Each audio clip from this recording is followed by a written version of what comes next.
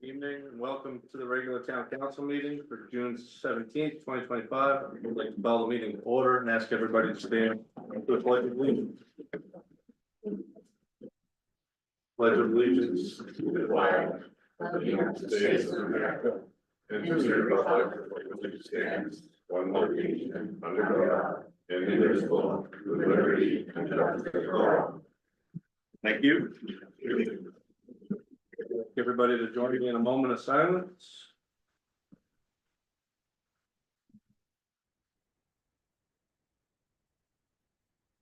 Thank you.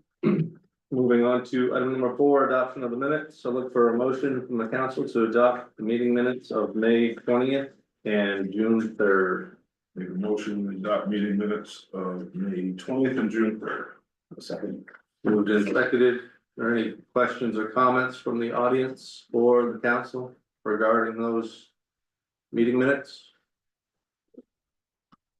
Hearing none, since we're ready to vote, all those in favor of adopting the meeting minutes from June 3rd and May 20th, please signify by saying aye.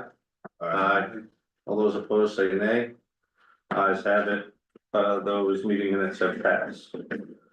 Moving on to item number 5, presentations. Tonight, we have the Bijou Theater and Enrichment Center proposal for acquisition of the theater. And then we have somebody here to speak.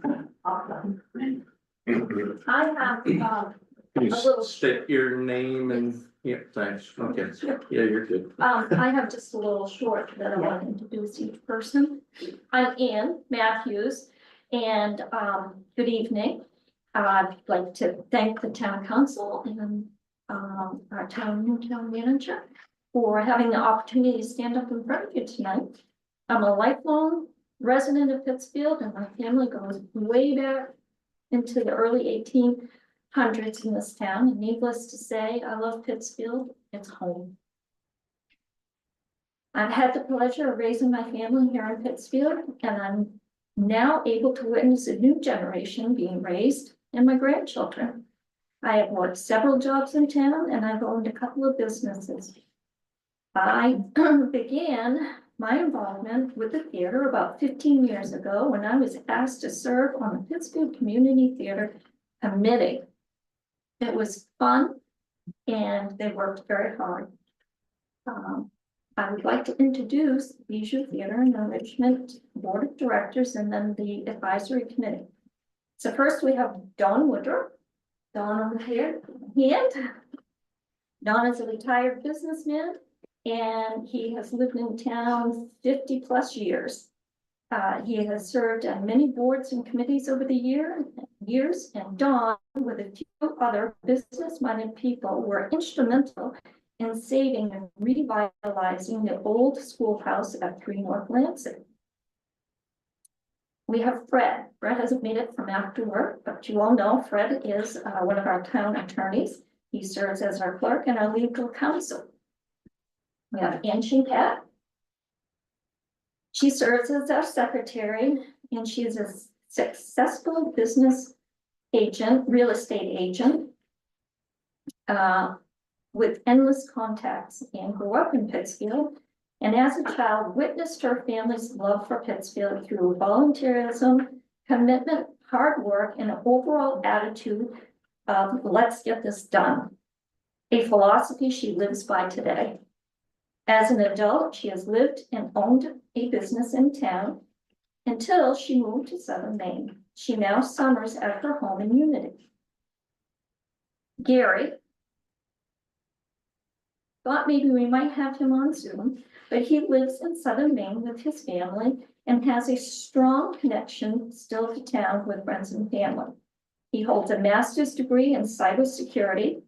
He grew up in Pittsfield and enjoyed the theater, not just for movies with friends, but acting on the theater stage.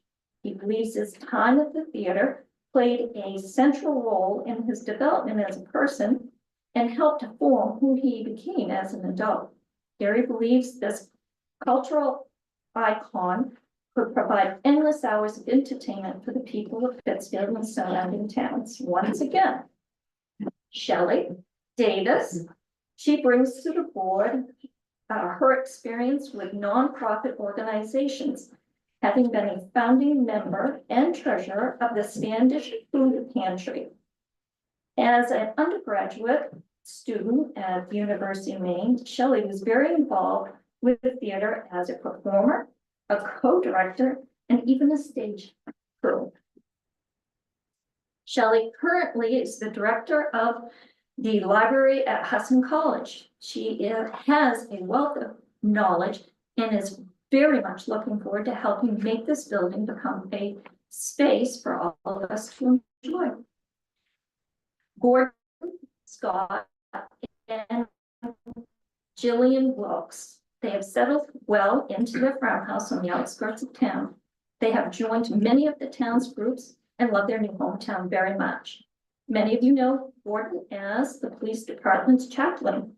He is serving his role well. And often you can see him zipping around town in his Jeep with the top off. So I'm going to go to our advisors. We have Carol. Carol Willett. She's very active in multiple organizations in town and is presently serving as a vice president of the Arts Club and is on the board of directors for the library. Volunteering is who Carol is. She's always ready to help. Jane Woodruff. Jane has served this town her whole life. Jane is a past mayor of the town and has been on many, many boards and committees. Much of her service to our community goes unnoticed. She is a quiet doer. Buddy Ingraham. After a 44-year career as a merchant marine, Buddy's keeping much closer to home now and is working as a real estate agent. Buddy is currently the MCI Alumni Association president and would like to work on closing the gap between MCI and the theater. Buddy truly believes that bringing this building back to life could help return a once vibrant downtown. Deb and Stan Shore. Both Deb and Stan are hardworking people. Deb is currently the president of the Garden Club, and with her brownies, she can move mountains. Maybe some of you have had some of them. You will find Stan at Manson Park, keeping that space beautiful. Deb and Stan are both very creative people. Deb's multi-talented in all things, as Stan is with his metal sculptures. Richard Davis. Right here. After 37 years as a town manager in 3 different Maine towns, Dick's retired and has returned home to his roots. Dick grew up in town and is a graduate at MCI. With his background, Dick has been contributory to BTEC's efforts. He would love to see the vision of BTEC serve as a community gathering space for fun and entertainment. Deb Susan. Deb is the head of the arts department and a theater teacher at MCI. She was recognized as Teacher of the Year for Somerset County back in 2022. She has worked for the Waterville Opera House for over 20 years. And she has served on a number of arts boards and directed well over 100 productions in her career. Her accolades go on and on in the arts world. She's a very dynamic woman. And I'd like to thank Patrick Myers from the Center Theater. He is their executive director, and they are at the Center Theater our fiscal sponsor. And thank you, Patrick, for coming down and supporting us. We really appreciate it. I think it's time for Shelley. Thank you. Yes, I am Richard Davis and want to thank you for hearing from us tonight from our group. Cardinal rule of public speaking is to be brief and be seated. So I intend to do that. Our vision is to recreate a space for people of all ages. You can read that. We are hoping to revitalize the theater and bring it back to a central place of community for and to enrich the lives of those in our communities. And by communities, we mean not just Pittsfield, but the surrounding area, which is a fairly large population base. We'll talk about that later, but so that sound that you hear down the street is opportunity knocking. And what the opportunity is that the timing is right now. We have the BTEC, as you've heard, it's an organized and dedicated group. They're a registered Maine nonprofit. And this project would serve not only Pittsfield, but as I mentioned, there are 20 communities, 20-mile radius, 48,000 people. We know that the arts attracts folks from all over. And now within the next couple of years, the Village Partnership Initiative will be coming to fruition, and that's going to bring substantial streetscape improvements. So the timing is right for that, I think, in terms of improvements to the theater. The whole idea is to draw people downtown. And when you do that, you have spin-off effects, of course, from economic development. People that are attending events at the theater, they're looking for places to eat afterwards. You know, shops, artists have opportunities to display their wares. And it just provides an enhanced community image to have this type of activity in our downtown. There are many examples of nonprofit groups around the state that have worked to develop projects like this successfully. So I think, again, the timing is right for this group. I can't think of a better time really in the history of Pittsfield to try to do something like this. And I do know the history of Pittsfield very well, having grown up here. And so I think now's the time.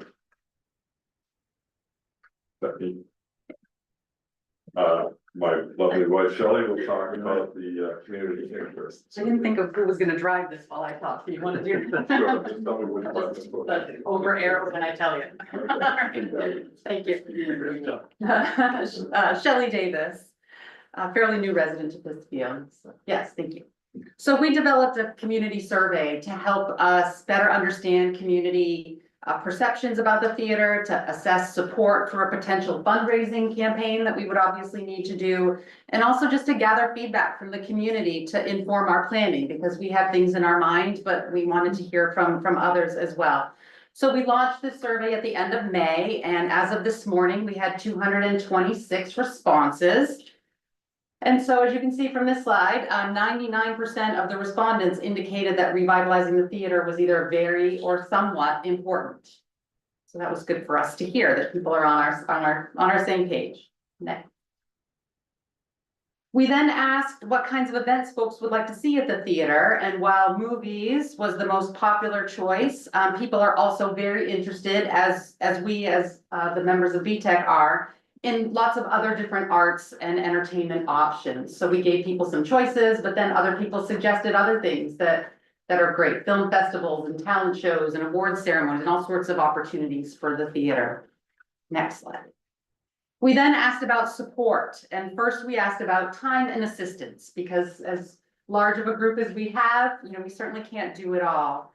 And the last two options there got a little cut off, thank you, Google. But the one that starts hosting a fundraiser event or gathering was the rest of that, and connecting VTech with potential donors was the last option. And then there were a whole host of other options that people listed. We gave them an opportunity to do that, and we are very excited to see all of the responses that we got, showing a very broad interest in helping. As for financial support, 71% of folks indicated that they would definitely or possibly consider financially supporting the theater. And then we asked at what level of giving would people consider, and here numbers might be better than percentages. 109 were in that under $100 category, so the blue. 62 were in the red range. 12 in the 400 to 999 range, 9 in the 1,000 and 1,000 to almost 5,000 range, and then 1 in that 5 to 9. We didn't come up with any 10,000 plus donors yet, but maybe they're out there somewhere. Okay. And then as community input to this initiative is key, we asked 3 open-ended questions in our survey, and we just got so many responses, it was hard to even just summarize them here, but they were just so very encouraging, very thoughtful and helpful, which makes us all just more committed to this initiative. So in conclusion, we feel that supporting this Bijou Theater Enrichment Center is not just an investment in the arts, right? As my husband alluded to, it's a commitment to strengthening community bonds, enhancing cultural vitality, and promoting economic growth. And that we feel that together, working with you all together, that we can foster a thriving destination that uplifts not only the community of Pittsfield, but also the entire surrounding area. Thank you. With that, I guess we would be glad to entertain any questions the council might have. Questions from the council? Guess I have one. What's the time frame that you guys are kind of shooting for to, if you were to get control of the theater? Well, the first year, What do we have for a timeline? Anything? 3 to 5 years. We would open it before the 3 years, but we have some work to do, Okay. structural work to do. Do you have a plan for how that work is gonna get done, or? Is the structural work gonna get done in that first year? Is that the idea? In the first year, the idea is to immediately go in there and look that marquee over. And to be honest, we really don't know what we're going to get into. We may be able to just repair it. I know that the electricity is no longer in there. So there needs to be some thoughts of whether it needs to be taken down completely. We need to have a contractor in there and really look it over. Our plan is to have it done in the first year. So Depending what you get into. I think a year, will pretty much cover whatever it is. And then, of course, we need to move to the roof too, and have that assessed and figure out really what's going on up there. So does that help? Yep. Okay. Sure does. As you probably know, there was a fairly extensive study that was done several years ago, and it identified the issues with the theater. When you do a study like that, you look at what would it take to bring this to 100%, complete restoration, like something like, Johnson Hall in Gardner, very nice facility. They did a $9 million renovation to that theater, and it was all done with business donations. So, but in order to get this theater up and running, I think we just need to address a few key issues. From what I understand, a lot of the facilities in there, the utilities are really in pretty good shape. And it wouldn't take too much to get it operational again. I mean, the fact is the town was operating it up until, 5 years ago when COVID hit. So that's what shut it down, but it's still in a condition where it wouldn't take much, I don't think, to get it operating again and generating some funds and more excitement in fundraising. And as Ann pointed out, the marquee needs some work. You know, there are ideas that, you know, that should be addressed immediately, but historically, it didn't have that big interior lit marquee on it. That came about during the automobile era, when people are driving by and need to see what's playing at the theater. Before that, there was just a thin marquee that had probably light bulbs all the way around underneath it. With the internet, if people want to know what's going on at the theater, they can just look online, look at the BTEC website and see what's playing. Or we can have, old style posters posted in the lobby and whatnot. So I really think it wouldn't take much to get that theater back up and running again. Any questions? What's your targeted first year fundraising look like? What do you need for the first year to look successful? Hi, Ann Chunkett. So I'm gonna come at this from a real estate perspective because that's what I do. So the offer that we submitted to you had 90 days in there for us to do our due diligence. And once the offer is accepted, then we have that 90 days. And so that we have not started anything right now as far as grant writing or really going after pledges even, much less donations, because we don't feel like people should be giving us money until we have a legal interest in the real estate, which is a signed contract. So once, we didn't know what the process was, if we were gonna come to the meeting, you guys were gonna sign the contract and we're gonna be under contract, and then tomorrow we're gonna start fundraising, right? So I think until we have that interest in real estate and then really go full force in the fundraising with the support of our fiscal sponsor and mentor, we may not know. We've got an indication from the survey preliminarily from 226 people about what those donations could look like, but we haven't really gone full force on the fundraising part. So until we know how much money we're gonna raise, Sure. I don't think we can figure out exactly which repair, how much repairs we can do in the first whatever. So that's why we asked for that 90 days. And like Richard said, this theater was functioning. I mean, if you can go watch a movie with duct tape on the seats, it's fine. Or go to a stand-up comic or a play. So like we could make it pretty functional pretty quickly. We just need it to be safe and clean and, habitable. Right, so I think that 90 days that we built into that contract was on purpose, so that, after that 90 days before we close, we can come back and have a better idea of what those funds are gonna look like that are gonna enable us to then do what we need to do. Sure. And if I might add also, we'll be, of course, approaching foundations, and they have processes that are sometimes quite lengthy. They only accept applications once a year or things like that. So Ann had a whole list of organizations that we could approach for funding support, but it does take time. Sure. I wasn't looking for an exact figure. I guess when I asked that question, we have obviously entertained ideas, offers and others, in this council previously, and have come back with, tough questions to them as well, like what's your timeline look like, what's the proposed, so I guess I just wanted to understand a little bit of what you thought. You said that you have a 3 to 5 year timeline to have it up and running 100%.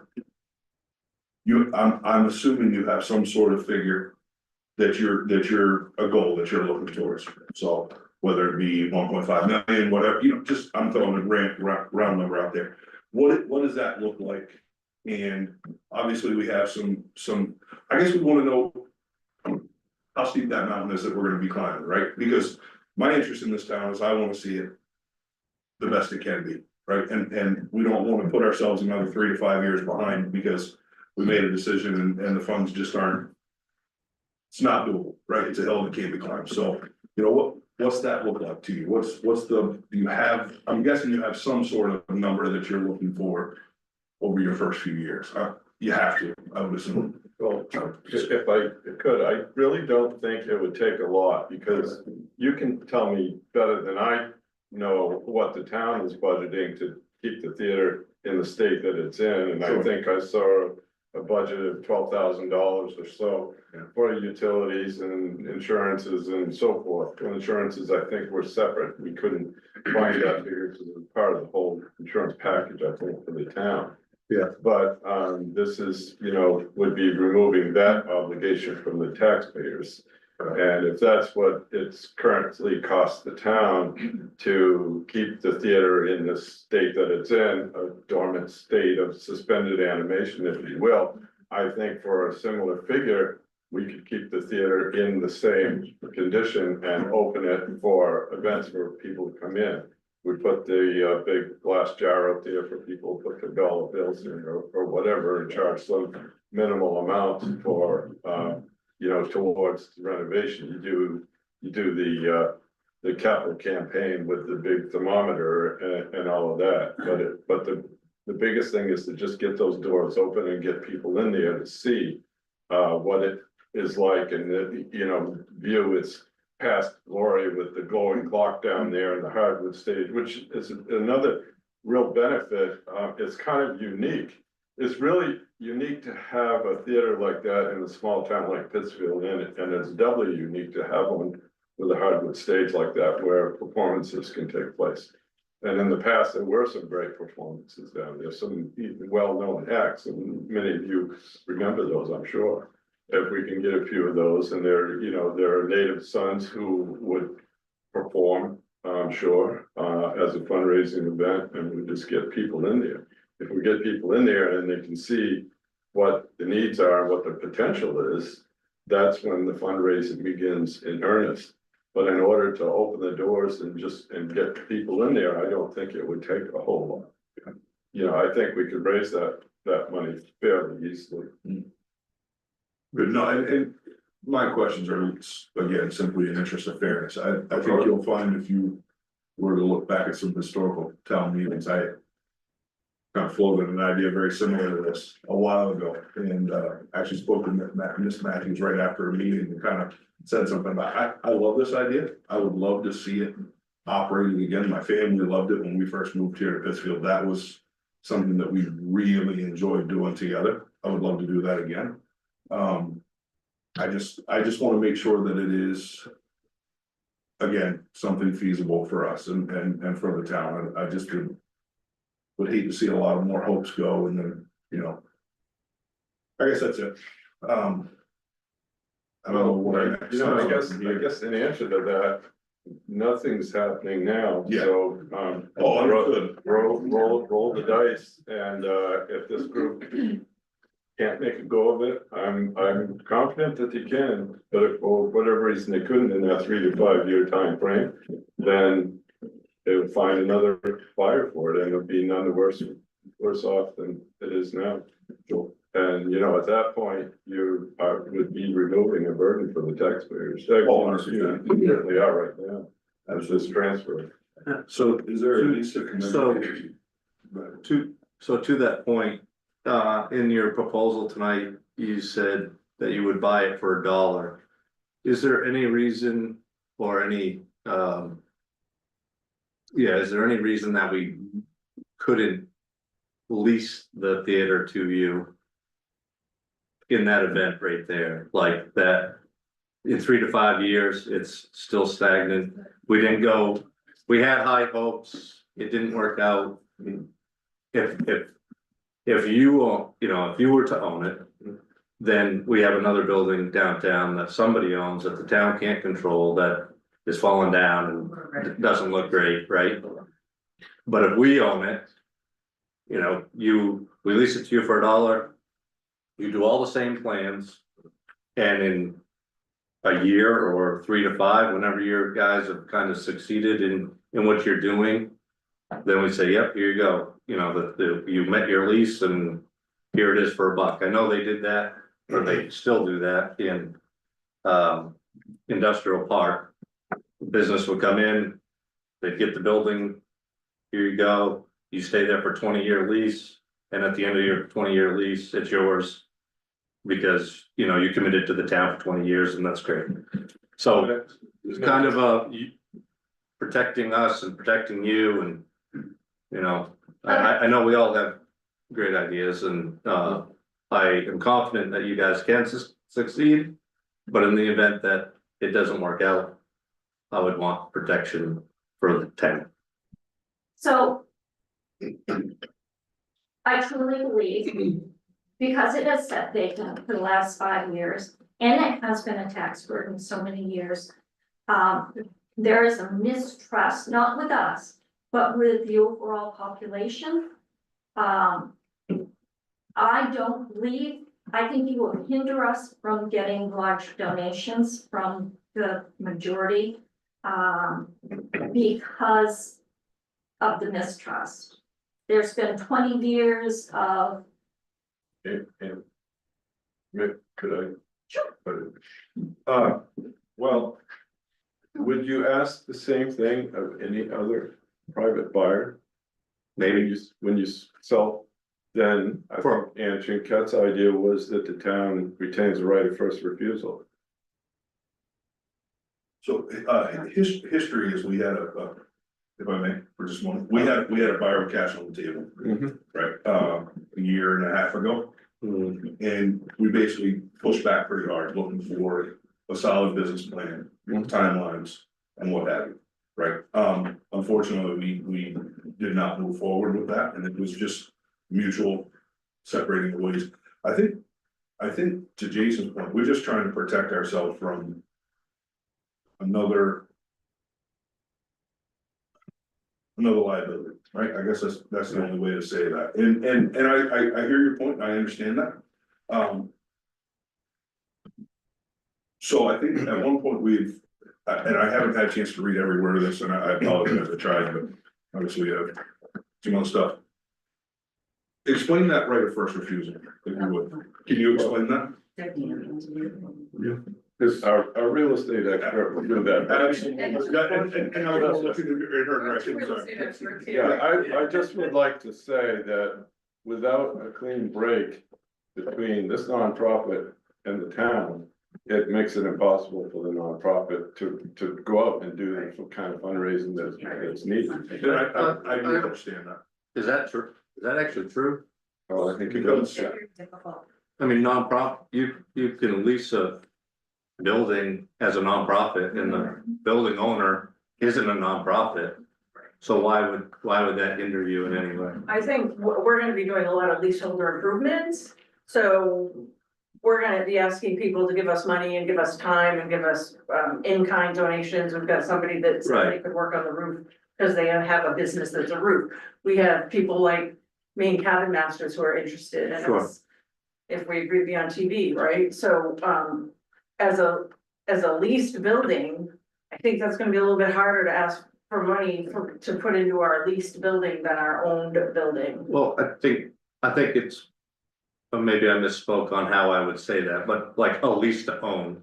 And Right.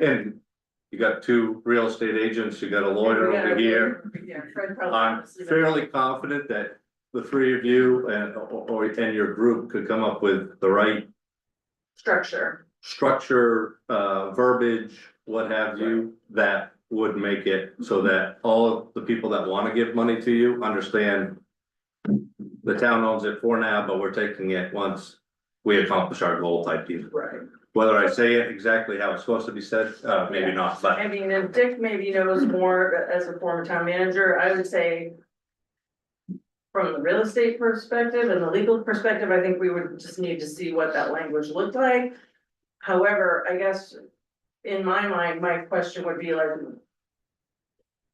What are you worried about? You know what I mean? So if we just owned it outright and we had an agreement that if we go belly up and stop using it as an art center for whatever, and we decide to sell it with all of our hundreds of thousands of dollars worth of improvements, that the town get first right of refusal, so that we can't sell it to, you know, an X-rated theater company or a, you know, you name it, like it was gonna be in 1975, or some of these other things I've heard, like the town would have the first right to purchase it. That's what a first right of refusal is. sure. And Dick, I think you talked about a memorandum of, A memorandum of understanding, an MOU that says if we don't accomplish our goal, within a set period of time, and I'm thinking generally like 5 years, so then we don't automatically turn the theater back to the town, but we revisit the issue, and that's very similar to the right of first refusal. And that would Pretty much include the same. improvements. I mean, like. Yeah, Ken with- said, with, $100,000 the worth of improvements. improvements, 200,000 or a million. Sure. But I don't think the town wants to be in the business of operating a theater. You've proven that. So why not turn it over to a group, an enthusiastic group of people that does want to operate as a theater? And you know, the times have changed in movies. You aren't gonna make it successful on movies alone, but we've talked about things like esports that are very popular. You know, again, there's a wide range of activities that could take place there to attract people from all over. People do travel long distances for the arts. Right. You have the Opera House in Waterville that's very popular, and I realize it's not on the same scale. But Pittsfield's not on the same scale as Waterville. We're a small town. We don't have a Colby College here to help us. So, and we need help, and this is one of the things that can attract people to our downtown and help preserve what we have left of our historic buildings that, you know, people love history. They love historic architecture and they love the arts, all those things. And we got a group of people here who wants to make it happen. Nothing's happening now, and it's gonna continue to, nothing's gonna happen unless it is transferred to a group like this. Right, I mean, I think we're kind of saying this same thing, just in a different way. You're protecting yourselves, we're trying to protect ourselves. I guess I don't see the With that, downfall can I say something? I'm Bud Ingraham, a concerned citizen of Pittsfield. Yeah, I've been yeah. most of my life. I followed Jane around for many years in the Pinnacle and that new pool down there was a similar deal, you know, we had to demo something, it was a love for everybody. Had to take it over, but it was a town project and it was Kiwanis based, you know, the Kiwanis forked out a lot of money to put that place up. I think you're right, Jay. Thinking the same thing, really almost the same terms. First refusal is kind of a lease. It would go back to you guys if something by chance, I have faith that it won't. And I also see the town's aspect too. You and I talked about it the other day. And makes sense on both ends. Protection is great. To something that's just sitting there costing money and liability, you got a lot of this and that. Shifting over to this group with a first refusal allows us, and again, the fundraising comes. You own something, people get it. You lease it, are we gonna lose our money? We have to be upfront though. We have to let people know, okay, this is a first refusal. If it doesn't, right, your money and it going into this place, which could turn over $1 million worth of improvements back to the town. And nothing. You know, I mean, in a sense, but at the same time, protecting the town from losing something and having just another hole in the ground. Having a building with 3 floors falling down to the ground. I've been in there 3 times. I gave Van Ames an opinion of value. And where's the dumpster? You know, I see it gone, you know, so where's the guy? right, This group here. similar situation. Well, it is. but it's We don't, that's what we don't want. That's exactly right. so And I there's- think that with this group, really, Right, good people, good citizens. We're trying to get that. no, and I'm not saying you are, And I I'm think, playing devil's advocate, there's of course you are, nothing and that's your job as mayor. I personal, respect that so, totally. I And the respect town's- everything you guys are doing, and I have all the faith in that, the fact that you can do it.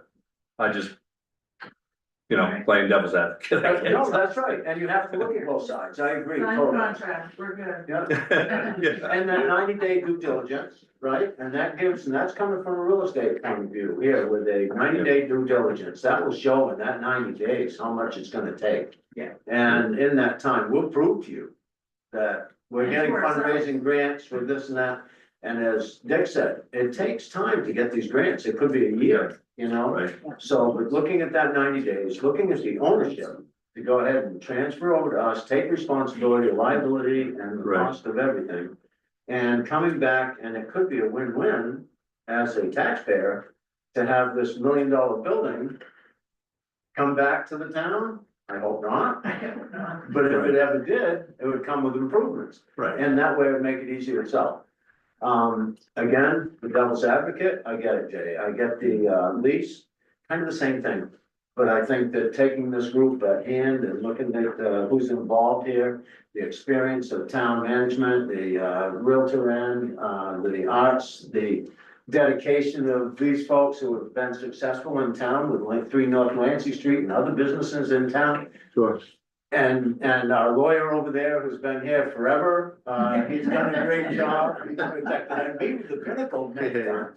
But, just taking this and a further step and giving the reins to us Sure. and let that 90-day due diligence kind of show where we're gonna go with this. And then at that time, if we haven't done it, yeah, otherwise, I think we're gonna improve our place. So, anyways, thank you. Yeah, well, thank you, Bud. Yeah, I really understand your concern, you know, you have to answer to the taxpayers. But I'm having a difficult time seeing the downside to the town to turn this over to this group that really wants to do something with it. You guys, you're all busy town affairs and you don't really have time to deal with it. And it needs to be dealt with, Sure. so. One other thing, excuse me, Quick, quick. wouldn't it be nice, right? A vision. The theater's cranking and that building next door, someone sees the theater next door and all of a sudden they come in and they say, I'm gonna take 100 grand, put a hole in the ground and start something new. Because you're gonna have to strip the whole inside. Right. Taking that because you have something that's functioning and bringing people to downtown, someone goes in, throws suites and hotel rooms on the first 2 floors and then have a business on the downtown. There's another business. Right. That's generating people to come to downtown. I've said it many times, Oh, okay, your grandfather ran a very good grocery store, we had 3 grocery stores. Right on Main Street, 2 on Main Street, 1 behind it, but, you know, and the hardware store and this and that, and if we could bring that back, maybe a centerpiece. To bring that back to downtown Pittsfield, what a great thing that would be. Yeah, we definitely know the benefit of it. Yeah. It's just, you know, getting from A to B, knowing all the other, things in town that will be going on and going to the same people for donations and whatnot. I know people have deep pockets and they like to donate in different aspects, but we have a new school coming to town and that's gonna need a lot of things too, so. And, you know, depending, we don't even know what that might have, you know, does that have a theater? And then this theater is impacted by that. I know it might not, but I'm just saying, well, you know, MCI just put millions of dollars into the Founders Hall, so they kind of have their theater thing, right? Like, But again, it won't So- be all local fundraising, will be. No, I- will be no, I approaching understand the that, but Labor it- Foundation and, no, you know, Yeah. folks like that, the cabin masters. right, no, They're- it's fantastic, I just. Being realistic on some of these expectations, not that these aren't realistic, because I think they are, but. Sometimes reality, can kick us in the teeth, I guess, and. Yeah, but sometimes you have to roll the dice. No, I understand, I and think to your it's- point, it's, it's not- right now, it's a tax burden to everybody, so. It is. And a liability of the town, so I kind of understand all that. Best group you're ever gonna get. And we have more people that wanna join our group, younger Sure, people, yeah. and not that we're old, but we do have some younger. Like under 40. Heather and Pete, you haven't, said much, I kind of stole the floor, but. Okay, I have I'll get my turn. I have a couple questions. One is for Jack. If we sign the agreement for 90-day due diligence and then transfer it, everything works out and they're like, okay, we want to do this at the end of 90 days, the transfer happens. At that point, does the property become a taxable property on the tax rolls, or as a nonprofit owning it, or is it exempt from tax? It would, if it's a nonprofit, it would fall under, one of the exemptions. I can't cite it, but it would fall under one of the property tax exemptions. Okay. Based on its, Title 36, literary and scientific. there you go. There you go. All right. Cause as you were talking, first of all, I wanna say that, I've listened to the presentation a couple times, and it's not that I wasn't paying attention, I was reading the things at the same time. But, I think that the group that's been organized here is like leaps and bounds above of where you were last time that you came to talk to us. I think you've done a lot more, work within the community to get that community support and demonstrate the community support with all the videos on Facebook and really saying like, these are people that are involved. The survey is definitely very helpful to kind of paint a picture. And I kind of tried to add up, you had about $120,000 worth of pledges, possible pledges that were just from the small population that did the survey for you. But in 5 years, that will be eaten up in just operational costs of operating, just maintaining the building to the very minimum standards that the town. I mean, they're literally like kept the heat on very minimal, made sure the water's still working, and you know, those types of things. So that's, Ron has a good point. I mean, there's a serious hill to climb on just operational costs to maintain the building, never mind improving the building. So some of the concerns that I have is the equipment, the digital equipment that's in there has been sitting in there for 5 years, not being used. It's probably obsolete by now because it was bought in 2014, I think, is when the new digital account, and that's a long time in Yeah, the digital probably. world. So chances are that might not actually interface. And so that's something that you're gonna want, Patrick, I can speak. tell to me that yes if or you'd no, like. yes. Yeah, no, I know because when Pittsfield got their projector, it was the same time we got ours up at the Center Theater. We just upgraded ours, I wanna say 3 years ago.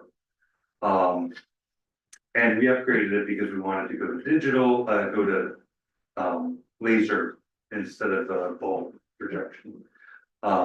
But at that time, our projector was still working. Some of the maintenance costs for getting up there a little bit, but it was still working. I think the projector, it depends on what's happened to it in the past 5 years. Nothing has happened to it. Well, Nothing. Yes, I've toured that building 3 times and I've been through Donnie Shore. Shoot. And he has gone into that building daily for insurance purposes and warmed that thing up Yeah. on a daily basis. Because of that, and the light still is on, we've seen it. Okay. So he's been in Well, that's there good to daily. know. That was and- a concern that I had, like, And he's been thinking you're ordered by the town and somebody Right. to go through there every day. well, we had to keep insurance on it. Exactly. Otherwise, And there was no insurance on Part it. of his- part of his tour was to warm that bulb up. And if the I projector. don't know that much about cameras, but. Jason's mom is the one that did the fundraising to buy that. Yeah. It's still working. It's still Okay. current. So that's one And they're big expensive. concern that I have, that you're under the impression that you can walk in and just kind of do a good clean, flick it on, and we're gonna start doing movies to generate interest and everything, but then that's gonna do like a big surprise. So I'm glad to hear that that's been addressed. And then, the building assessment that was done, it was many, many, many years ago, before I moved to town in 2020. So, was it? It's old, it's a Yeah, long it time is ago, old. a lot has happened to that I building. think my in brother the did time. that. And With without Silver. having a complete assessment of that building again, I feel like you're going in blind. That's And our 90 days. it's not possible to Yeah. like create, Ron was asking about like a budget, you know. It's impossible to create a budget when you don't know what's under that white sheet of that mystery box, you know? So that's exactly why we put 90 days for due diligence, because Right. normally due diligence might be 30 days or whatever. But Yeah. I was a big advocate for, look, we need like 3 good months to get in there and really not only figure out what needs to be done, have the time to get the quotes and get multiple quotes for everything. And trying to And get to look at contractors. volunteers who will do, you know, in-kind giving with their skills, so. Like, we've kind of scratched the surface of that with this survey, but once we actually have a contractor buy it, man, we're gonna go like. Full force into looking into that type of thing. Yeah. Exactly, so that's why it's 90 days. The other question that I had was about code compliance. The town operating and having a building is very different than having a private entity operate the building, especially when there's been a lack of use. And I don't know if it would be considered a change of use because it's a different owner, or if there's a period of time that a grandfather use expires, or. My understanding is that it wouldn't be a change of use because it's gonna continue to be a theater, so it wouldn't be like we changed it to a completely different type of use. And I can't think of a lot of codes that really wouldn't apply to us. We, you know, there's ADA accessibility for sort of certain level of threshold of renovations we have to do more, but there's any of the grandfathered type things would stay until something kicked in, the upgrades, you know, for ADA, which is a certain amount of renovation would kick it in, or obviously new construction, you know, it would apply to, but so I wouldn't see that as a big hurdle for this group because they're just gonna keep doing what we've been doing. So Jason was playing devil advocate. I'm gonna be angel advocate here and completely change my mind about what I've said about this all along. I've always said that the town should not be operating this as a theater. It should be run by a private entity. I'm really excited that there's a really strong demonstration of support for it, both within the community as well as from outside of the community. And I don't think that we should lease it to them. I think we should, if we're gonna do this, we should sign the papers, do the transfer at the 90 days after they've completed their 90-day review. And they make their final decision of what they're gonna do with that. It's not in the town's interest to retain ownership of the building in any way, shape, or form. So if you take it, you don't want it back, but you can. After that. It's just not in our best interest because it has been a drain on taxpayer dollars for many, many years. Even when it was operating, it still cost us a lot of money to operate it. And it never really paid for itself. And we, you know, there was questions about the library paying for itself and being a revenue generator, but nobody had a problem with the theater losing like $90,000 a year. No, people had a problem with it. Well, people had a problem with it, but yeah, but so, I mean, I'm in favor of a transfer of some kind. I don't know whether it is prudent for the town to say, well, this group came before us and we had this meeting, so we're gonna just do that, or whether we need to advertise it for sale again. And whether we need to go through that route.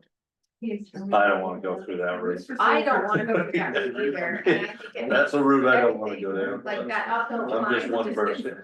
you're putting stairs on the uphill line. Still, oh yeah, it's still been advertised for years. It That's is for still sale. advertised? Yeah, Okay, just not with a real there's a stair. sign out there on Main Street. Okay.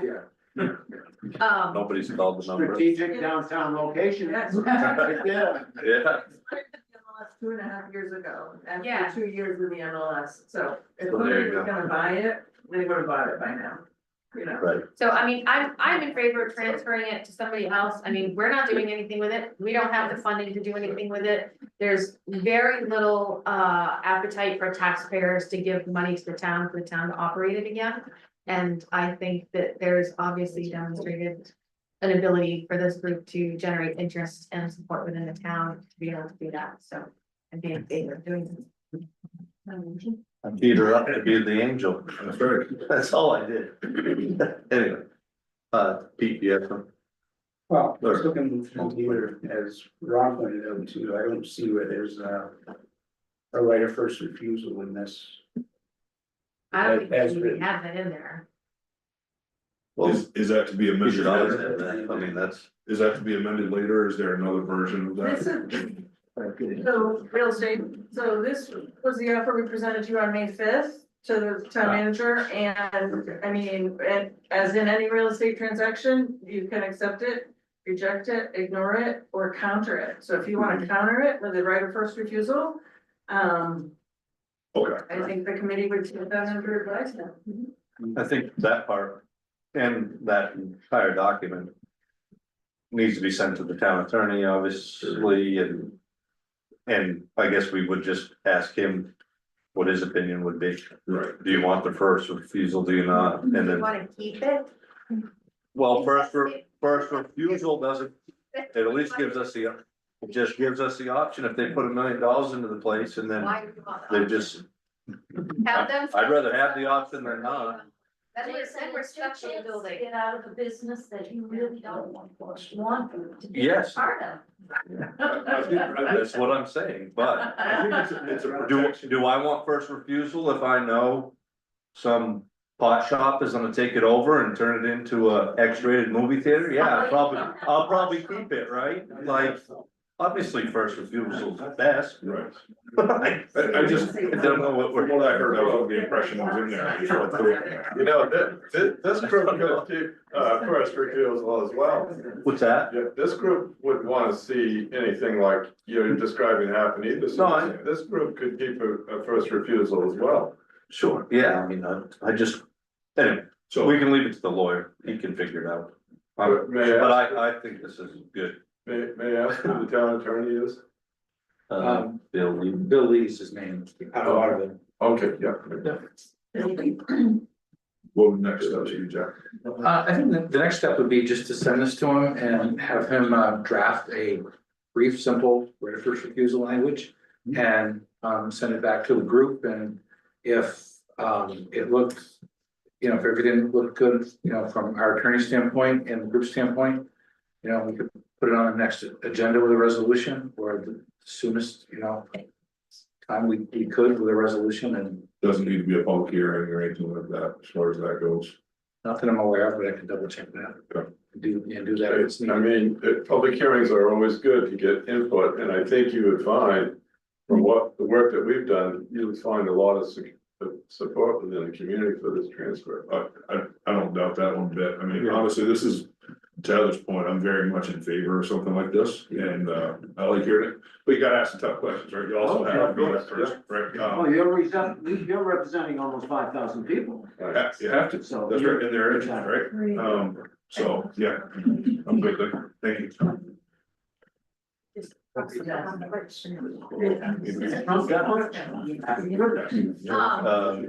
So are we kind of good with?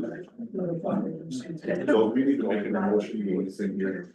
It's just a presentation. I mean, we're giving you permission to send that to you. If everybody's in agreement, we'll just have it in the record that we'll move to allow our town attorney to review this document, draft right of first refusal. And then get that language back to us and have it on a future agenda, next, you know, the next agenda. Just do like straw with, is that all you're doing, just, or just say, yeah, good to go. It looks like we're all good. Or is there any objections to that path? No objections. I don't think that we should make it any more difficult Right. than it needs to be. It's gonna be a great project, and it's gonna have bumps along the way, and I don't think that we should add to that. But at the same time, I think that the project has, you know, a long way to go before you're like ready to really implement, and getting that assessment of the building and coming up with your budgeting is gonna be huge. Cause you can't go if you don't know where you're going. Anything worth doing though, is gonna take effort, and it could be a really good thing for the town. Would be great. It's been an eyesore for a long time. It has, and I think It most doesn't have- everybody here can remember the line going around Case, around by Citgo. So you had a good movie, or even a Saturday afternoon matinee, Sure. right? Right. I'll tell you, that theater used to pack. I used to blow down at the one week, with a big old blower. After a matinee, I'll tell you what. All right. Yeah. we got it. So I would just say, if we put this, I am in favor of putting this to a public hearing before we transfer the property, whether that happens in 90 days or when we sign it, is that the initial signing and then to offer the contract? Yeah, we can actually have a public hearing on the same agenda that we have a resolution on, and then we can hear from people before we can, you know. The same way we do the budget. The other thing I was thinking is at the last meeting, there was a young couple that wanted, an ordinance change so that they can have ducks as well as chickens. And I don't know. What's that have to do with this? Have Chickens a up. public movie interest, coming out. see cost of Sorry. doing business Go ahead. in town. We have to have a public hearing for ordinances as well. If we have time to push together an ordinance change for that it's basically just adding ducks to the ordinance that we have, I think. Then we would be able to have that hearing at the same time and only have to advertise once. She wants to get all the ducks in a row.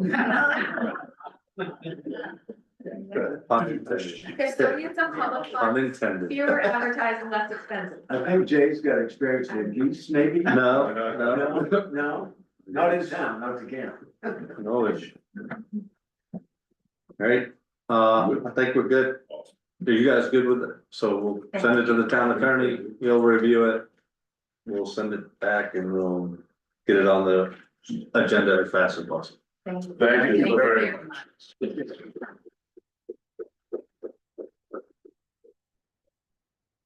Good luck. Thank you very much. Yeah. Appreciate it. If you need anything, to call. Yeah. Thank you. Serious, I mean, this, happy to help. All right, thank you guys very much. Have a great evening. Thank you. Yep, thank you. You got it. So most people we had in the year, a month. It's just a Combined. conversation. Yeah. Combined. Yeah, more about it. You guys. Never. No, next budget season, I'm gonna fire it up. Good. Just, yeah. Thank you. Okay, yeah, I'm supposed to move. Alright, moving on, town managers report. Few things to report on. One thing I've been working on is putting together an RFP for trying to get some paving work done this season. Now that we have a budget to do that, and try to get it out as soon as possible so that we can get on everybody's schedule before things get cold. I think you have a copy of the proposed RFP, and basically what we're proposing is the 800-foot section of Lancey Street we're gonna reconstruct. And then doing basically shimming on Hamilton, Maple, Hemlock, and Arbor Streets. Basically just to continue to make the road serviceable while we get in and do the utility work, and then at that point be reconstructed and redone. But in the meantime, people still need to be able to use it, and some of the utility work is going to be enough years away to need to address what we can right now.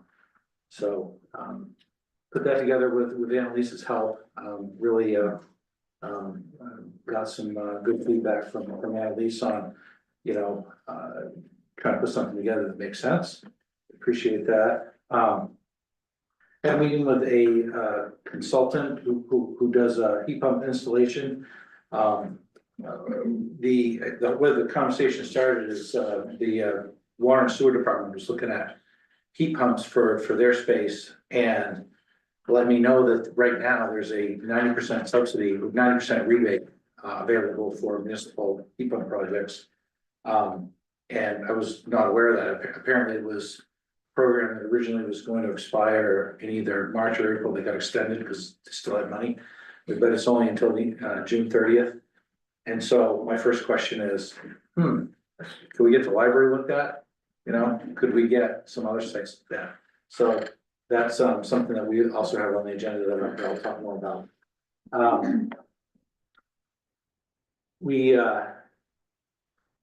You might remember last year, 2024, we actually had the litigation around a property junkyard cleanup issue on Webb Road. We had a consent agreement that was entered into, and we hadn't seen any payment until just last week. That the cost on that, the outstanding bill was paid, but we're still monitoring that situation for continued compliance, because now we're seeing some activity and nobody wants to revisit the past on any of those type of issues. So while we got squared up on what happened in 2024, we're and Russell especially staying on top of what's going on right now.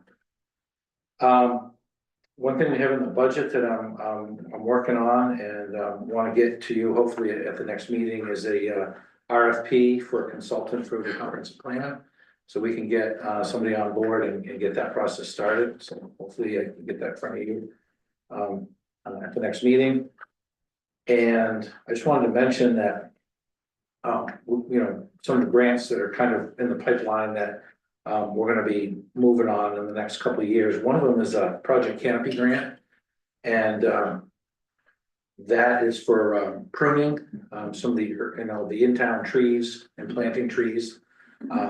We have a time frame on that where we have to wrap that up by August 2027, so it's really not much of a 2025 thing, it's really more focused on 2026, but that's something that we'll be doing an RFP to get a arborist that can kind of guide us through having a plan to implement through Project Canopy.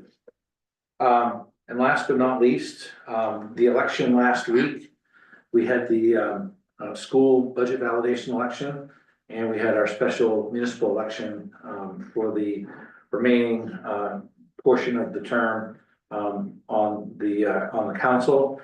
And I think everyone's aware that we had a tie vote between two write-in candidates. We had two candidates each receiving 2 write-in votes.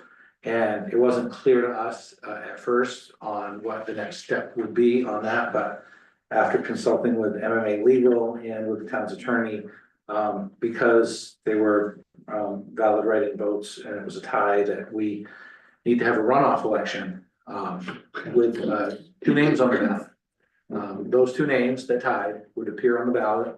No write-in line, so it would just be a runoff. Even though the term expires December 31st, 2025, it'd be a very short vacancy that would be filled. But we are obligated to do that based on Title 30A and what's there for tie votes. So we don't need to open up a nomination period because there aren't any nomination papers. It's a runoff between 2 candidates already predetermined. So what we really need is, you know, a minimum of 30 days because we have to post, you know, we have to post notice the election. We have to prepare a ballot and people need to be able to vote absentee within 30 days. So I can let Nicole talk a little bit more about this, but we would be prepared to do that in August. We could do it Tuesday, you know, assuming that we'd use Tuesdays as election days, just kind of continue that theme.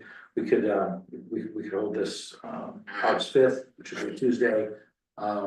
If there wasn't a council meeting that night, but really anytime in August, we'd be able to hold this runoff. And we can, you know, we can plan, I guess, when that's gonna be, and then we would have a resolution in front of the council, and it would basically just be to approve the notice of election. That only needs to be done 7 days ahead of the election itself. But that's something we really didn't fully understand until this morning when we had those questions out to MMA Legal and our attorney. We got our answers that we have to go through that process. So there doesn't have to be a minimum amount of people. It's like when you sign up to do that, we have to go around and get, right, 25 signatures at least before we can be put on the ballot. Right. Technically, they've already been nominated because they were written Because into they the were written. election, and there's nobody else that can be in it. So It'd be only District 2 people that were District three, District 3 people that would be voting, and there was only, how many people came to the election with the school? With the school, 63. 63 people. 23 of those votes was District 3 and 6 Six. write-in votes total, including the 4 for the. Let's just hope we don't have another tie. Hmm? Let's just hope we don't have another tie. I Yeah, really hope not. by the time they get it done, the term will be over, so. Yeah, but papers are coming out again in August for the November and for this very same seat. For the same seat, because this is only to fill the end of the term, that ended the 31st of December this year. Yep, it'd be nice to have this runoff wrapped up before we have nomination papers out there. Yes. Just so there's no overlap or any confusion about, okay. you know. Why did I sign for someone and their name's not on the ballot next Exactly, week? yeah, exactly, exactly. Fun stuff. That's all I have. Yeah. Good. All right, the department head reports are in the council packet.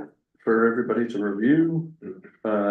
Moving on to item number 8, old business. We have an item that was tabled at the May 20th meeting, so Jack, would you, or Nicole, yeah, hey. You're here. Resolution 2551, can you read that, please? Resolved to authorize the town manager to sign a power purchase contract for electricity for the town at a fixed price. Look for a motion from the council. Make a motion that we act on resolution 2551. Yeah. Bring it off the table first. Oh, yeah, that's right. Do we have to? or- Because it was tabled, if we. I thought we had to remove from the table, to the tables. I think just the fact that it appears is off the Okay. table, you can Okay. just move the resolution, I think. You got a second? Second. Moved and seconded. Jack, this is just the power agreement. We want to go with a 17-month contract. Yeah, so every time Is what you're- that, every time that I talk with the, you know, the broker and kind of go over different scenarios, I learn a few things. And, I really just kind of put it out there. What's the best strategy to make sure that we're always, you know, in the most competitive position that we can possibly be in? And the two takeaways are that the 3 highest months of the year are always gonna be, you know, December, January, February, you know, the winter months. And so anytime that you can, spread those 3 months out over 18 months, or in this case, 17 months, then you get the lowest average, because you have a fixed price throughout all the months, so you spread the more expensive months out. That's why he recommends to do the 17. What I didn't realize until the most recent conversation is that anytime we feel that the market is favorable to buy the next contract, which would be, say, January 2027 contract, and do 12 or to do 18 months or whatever we want to do. Anytime we feel that the market is good to do that, we can do it. We don't have to wait till, you know, 3 months from the end of the contract. We could do that tomorrow. If we looked at the pricing of those futures contracts, we could lock in that year, you know, tomorrow, next week, 3 months from now. And he said what a lot of his customers will do is they'll get on a weekly update list, and they basically get all the pricing to say, here's what your contract pricing is for, you know, this week. And then you can see if there's a dip in that pricing, and you think that that's an opportunity to lock in, then we can just do it, you know. So I think the two of those things together make me pretty comfortable that we can stay in a competitive position on this. You can basically refinance at any time. Yeah, I mean, we can never get out of the contract that we signed, but you can go into the next contract whenever you want. You don't have to wait we don't have to wait 17, we don't have to wait 17 months to sign the next one. So they'll either blend your pricing, or they'll just start the contract at the end date of the They current. start the new, they won't blend what we already contracted to, but they'll start the next one. You can commit to the next 6 months after the 17 months, and then the next. You could do any length, they would sell another 18 months, starting January 1. Like right now, if we already had a contract, right now, we could buy an 18-month, starting January 1, 2027. So they go out, I said, how far do you go out into the future? That they have contracts out right now to like 2031. Some people will buy like a 4-year, lock it in. Did we look into any kind of solar option for the municipality? I don't have anything, it's my understanding, and I can verify this before we actually do it, that you can do both at the same time. It doesn't prevent you. Because we're buying net energy credits, and we can apply those credits to, because this is a CMP territory, we can apply those credits to, even though we have one of these contracts. So we can choose what kind of power we buy, if we wanna buy hydropower, if we wanna buy solar power, is that what you mean? it's more a case where, let's say we owned, if we had a contract to buy energy, we don't actually buy the energy off the solar farm. The solar farm, sells all this energy to, if it's this territory, to CMP. CMP doesn't give the solar farm money, they give the solar farm credits. And then the solar farm has to sell the credits to customers like us. And so when we buy the credits, then we use the credits on our CMP bill every single month. And those are at a discount, those credits are at a discount because of the way the solar law is, it's like a up to 30% discount. The way some of them were running, I have to see what they're running now, but that's how we save on doing that. Okay. We opened it to public. Huh? Comment first. I didn't want to start jumping in. Oh, we're just having this discussion, but, yeah, are there any, I just want to make sure. no, you wait a minute. Is there any, public comment on, resolution 2551? Hearing none. Go ahead, Craig. All right, so obviously. My business being kind of a strong parallel to this. I mean, I understand what they're doing with their contracts, the 17-month.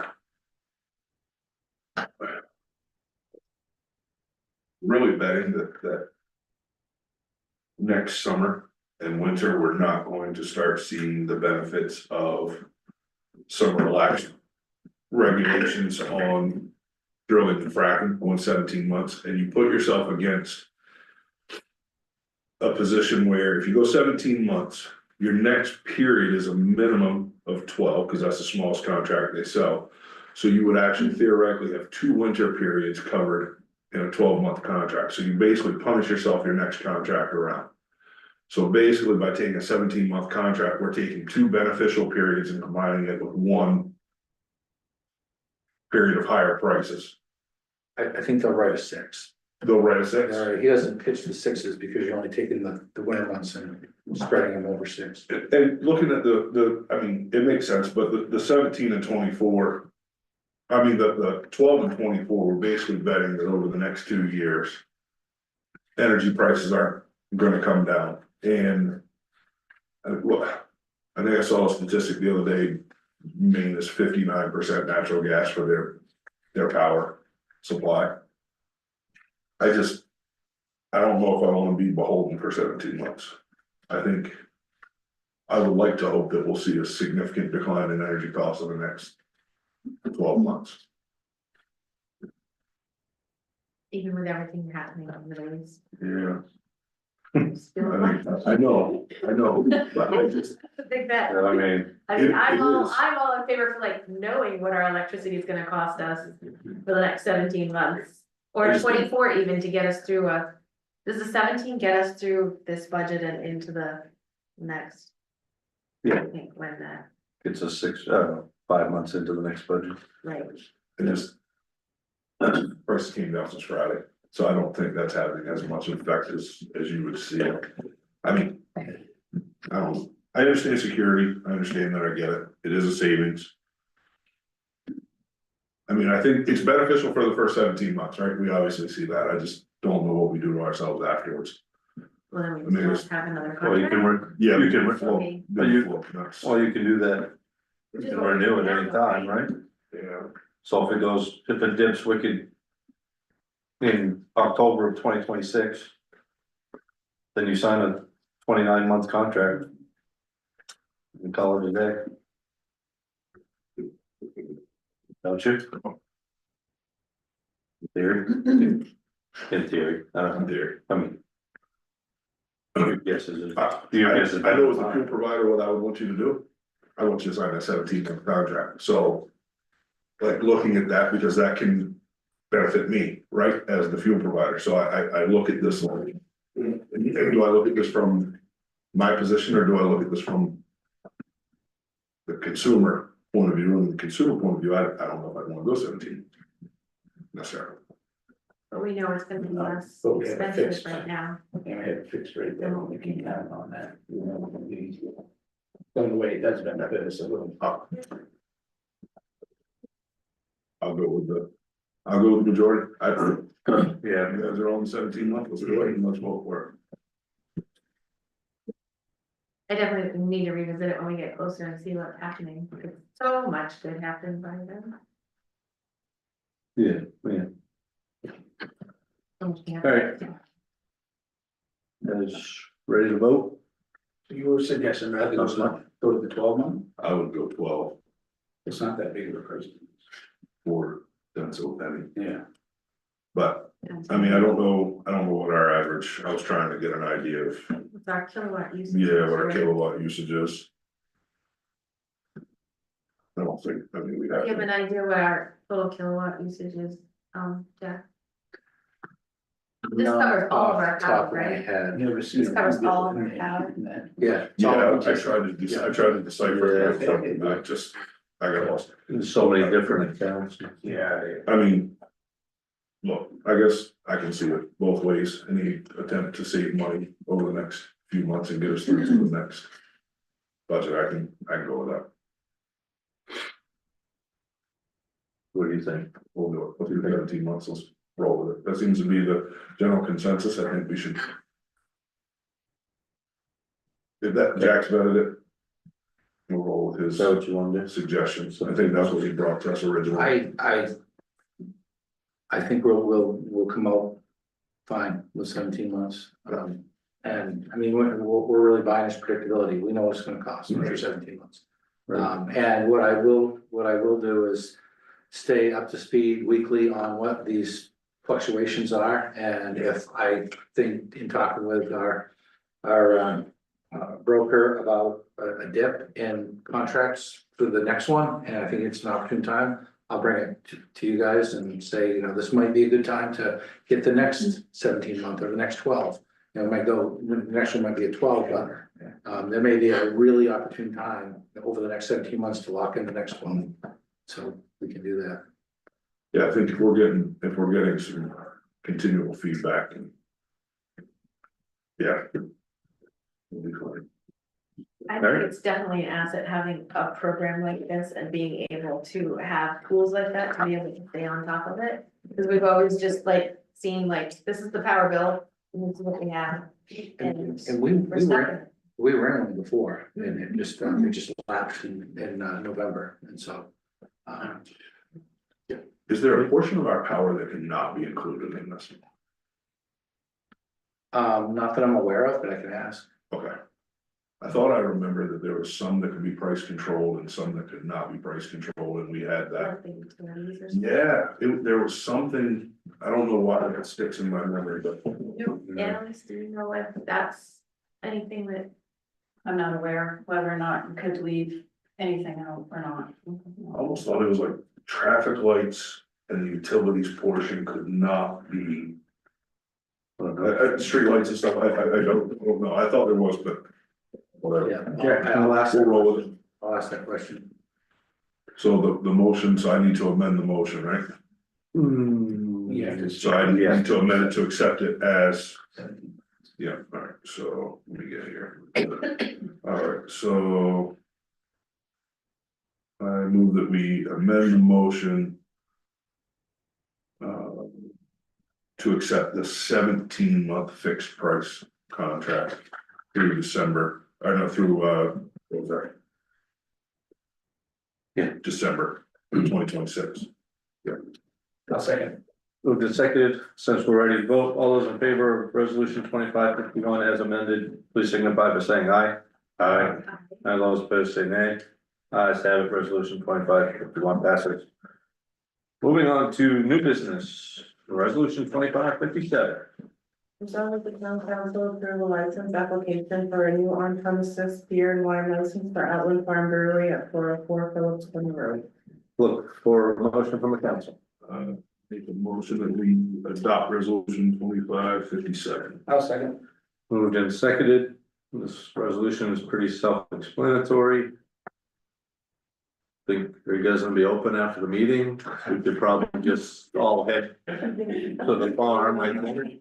Yeah, yes, There's a little bit more on the. Oh, okay. all right. Fair enough. Let's the state come out. Yeah, yeah. Samples work Yeah. well. Yeah. Are there any questions from the audience on resolution 2557? Hearing none, any questions or comments from the council? Congratulations. Yeah, very exciting. Absolutely. Right, since we're ready to vote, all those in favor of resolution 2557, please signify by saying aye. Aye. All those opposed say nay. Ayes have it, resolution 2557 passes. Thank you. See you Thank soon. you. Yeah, we'll be out. We'll see you soon. All right. We'll do that. Yeah, thanks. Sorry it took so long. What's that? Can we move Annalise's stuff up and? Yep, yeah, let's do that. Yep.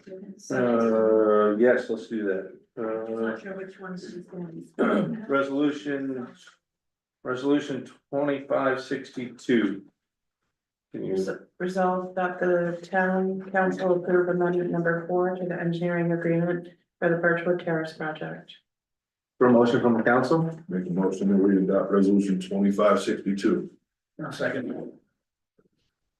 Wanna read them both and I'll get up and talk about them both, not to. Yeah, oh, shoot, yeah, we should have done that, huh? That's fine. Can we do that? Can we add resolution 2563 to the, No, I'll get rid of it. can you? Sorry. Never mind, yeah, go I don't ahead. know the process. No, that's fine. Yeah, 2562. Right, I'm Yeah. good. Just trying to make it simple. So just briefly to kind of give you an update on the Birchwood project, we are still working on the easements. We have made a lot of progress. We have satisfied people as far as where we're taking the water. Eric has a meeting with MS 8053 tomorrow at 10. So there'll be an additional easement to get Birchwood out to bid. But we've had to spend an incredible amount of time working on easements, resurveying, redrafting and all of that. The drawings are out for review. So that's exciting. Finally, we have a fully drafted set of plans that are out for review. They've been reviewed by DEP already. They're being reviewed by the grant that we have for water, for the CDS EPA's reviewing them. And the drinking water program is reviewing them. And the amendment that we're looking at tonight gives us $15,000 additional dollars for design, which is really all the easement work that we've done. We've normally in our contract, we don't do, that's not in our contract to do easement work, but we typically try to do it for towns and are willing to do it at no additional charge usually.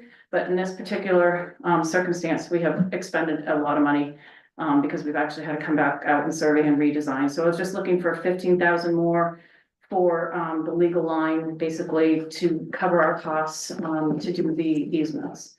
And then in addition to that, I think the meeting maybe back in, was it March or April? You guys voted to go forward with the project and accept the drinking water program funds that would pay for the construction admin and inspection services.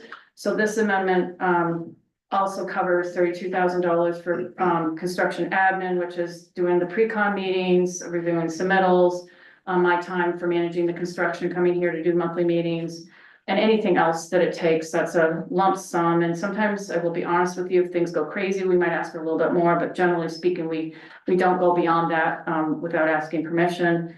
And then the additional in that is 15,000 for expenses and 100,000 for somebody to be on site every single day that the contractor's here, because when you get this funding, you can't just have the contractor out there doing work. There's an hourly payment for an inspector to be on site to make sure what is on the plans is what is built, and that when there's a change order, it's communicated to Jack and to the funding agencies and approvals are had and things are done right. So I know it costs money. But that's what engineer amendment number 4 entails. And that's all related to Birchwood. That makes that project whole. I did talk to DEP today. They still have the stormwater money. And we'll include that in this, you know, I'll do that application for the community. Jack can review it and, then we'll submit that so that you can have the stormwater money as well. So, And then just a question, Yeah. the bids would have like a separate addendum for the road and the drainage. yes, I'll keep that'll be in, like a separate part of the bid, correct? I'll keep everything separate too in the quantities such that we can look at it as a general thing to make sure that we're happy with the scope. Yes, so there'll be basically something where if we can't do it, we can knock it out of the bid. Pick and choose, Yeah, infrastructure only or. the utilities, The road, utilities Yeah. only, or add the road and drainage. correct, yeah. And we presented the plans a couple months ago here, yeah. So that's what this is. I don't know if you have any. So you're questions. asking for an additional 147,000, So I can't, 162,000? yeah, I can add it for you. I can't do math in my head. I'm sorry. I'm just an engineer. I don't do math in my head. I've learned a long time ago not to just throw numbers out. Never get 162. Yeah, Some of 15,000 was the added design. The rest of it's for construction services that we had never had a contract before on it because we didn't have any money to do the work. But then we got this has 25% grant associated with it. And you guys accepted the money. But I didn't have, like an amendment to Right, our existing contract. We can't just go Yeah. do the work without having an engineering agreement. right. And then once the town approves this, if you do approve it, then I have to send this to the funding agencies and make sure they're okay with it. But they're always okay with it, usually as long as the town is. That's all, obviously all gets funded through This would all be, rates. yes, this would be funded through rates, yeah. Current rates. This won't take into effect for several years. And by then, I think, just to be honest with you, we probably are gonna have to do a water rate increase, so I don't wanna tell you their current rates. Yeah. But no immediate, No immediate impact to the rates, because it Oh, come, right. yeah, you'll have to, like, by the time this hits the budget, it'll be usually a year after substantial completion. And at this point, I'll go ahead. It's a loan, right? It's a bond that's gonna hit the budget. It'll be a loan, yes, Okay. with 25%. the bond will hit us. Yeah. In this coming year. No. No, like, A year after substantial completion. Right. Unless we drag it out so long, like some things have happened lately, not so much here, that the loan, you can't renew it anymore. Yeah. I don't perceive that happening here, but that's happened in another community where you finally get the job going and you're already closing on loans because it took so long to get all the funding, so, but that shouldn't happen here because you just got offered this year. And you accepted this money already. Yeah. And I explained that this was for engineering services at that time, but we didn't have an amendment written at the time because I thought that was a Right. little bit that Okay, was the cart before the horse. all right. Any questions from the audience? Any questions from the council? Hearing none, essentially ready to vote. All those in favor of resolution 2562, please signify by saying aye. Aye. All those opposed, say nay. Ayes have it. Resolution 2562 passes. Moving on to resolution 2563, Nicole. Resolved that the town council approve amendment number 5 to the engineering agreement for the library street project. Look for a motion from the council. I make a motion that we adopt resolution 2563. I'll second. Moved and seconded. Annalise? Okay, and at that same meeting. Same thing for, Similar, so at that meeting, you did approve to move forward with bidding Library Street water, just to be clear. That's just water utilities and in that particular one. You were offered funding from the drinking water program with 25% principal forgiveness. So of the 1.5 million loan, $375,000 of that will be forgiven. Right. So that a lot of that's going to construction. So what our amendment was, you had gotten, we'd gotten you a grant to do the design, so that's all been expended because we designed it and it's been sitting on the belt. So we were asking for $2,000 additional to update the front end of the specifications because they're old. And then I was asking for $5,000, well, actually including in the bond bank paperwork is a 2,000, sorry, I misspoke. And then 5,000 to update the specifications and do all the bidding, the addendas, and come into the town, do the pre-bid, and all of that stuff, and making the letters for the recommendations. So 7,000 additional for design. And that's just to get it back up to date, because it's been a couple of years. And then we were asking for contract admin expenses and construction related inspection services as well. And just again, the admin was 30,000, the expenses were 15, and the onsite was estimated at 90,000. If we go under, that's, we don't get the contract construction related expenses, they're hourly. We just estimate what they'll be. And that would be to get library completed. And obviously then you'd have trenches in the road. And that would be then a road that you could decide to pave because the sewers, everything else is in general, everything else is in pretty good shape other than probably sidewalks on the road. And curbing. But then you could those get, sidewalks are part of PPI. On Library Street. On Library Street. right, at least then you could get the water line done and then you could move forward. Maybe. It's like getting the utilities done. and Correct. It's ready for VPI, a lot like up on. Right, so we could easily get this out to bid this year. I wanna we've got a lot of stuff that we want for you, but some of it's done. I mean, most everything's almost done other than, the new things, so. Okay. So you have time to work for any other towns other than us? We work, what's funny, well, no, probably 70 different communities. Yeah, it's a pretty busy job. I was telling Jack, it's not a 40-hour a week job, as you can see. But We appreciate you coming. I'm not the only one in the company, but If I send you an email at 10 in the morning, you answer me by noon time. I mean, so I try to be very responsive. very responsive. That's my motto. I don't like it when people aren't responsive to me, and so my whole career has been trying to be responsive, and I'm not always perfect, but I do try to help. And I don't charge for little things either, like what we were working on the other day. I do that as being here, running your utilities. I figured that's something the least I could do. And for you hiring us, and we appreciate that, so. Well, we appreciate everything you're doing, so. Are there any questions from the audience? Question from the council? Any audience members here tonight? Oh, it's a packed house. It's about it.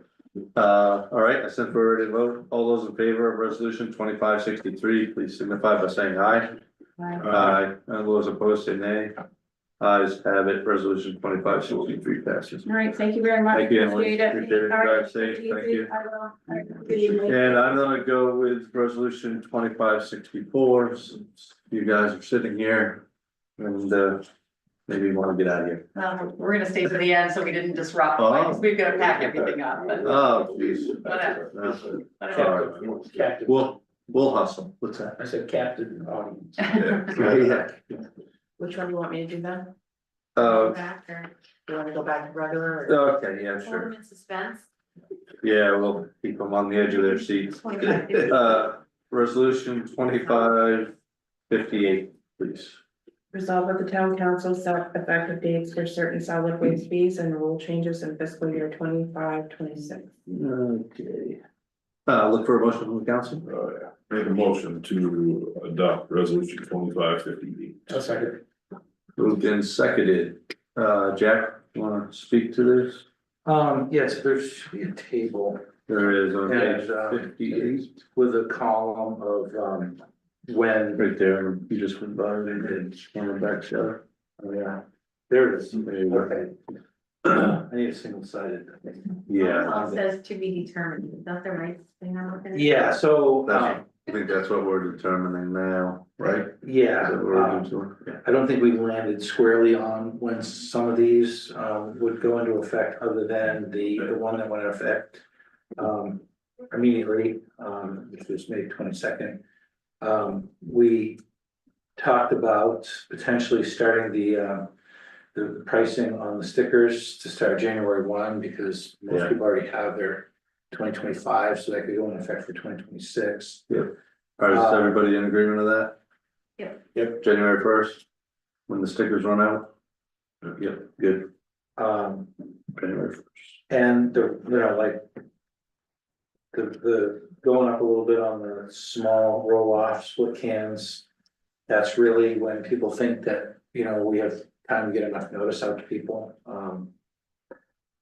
I would suggest maybe either September 1 or maybe August 1 at the earliest, just to give people a little more than 30 days minimum to know.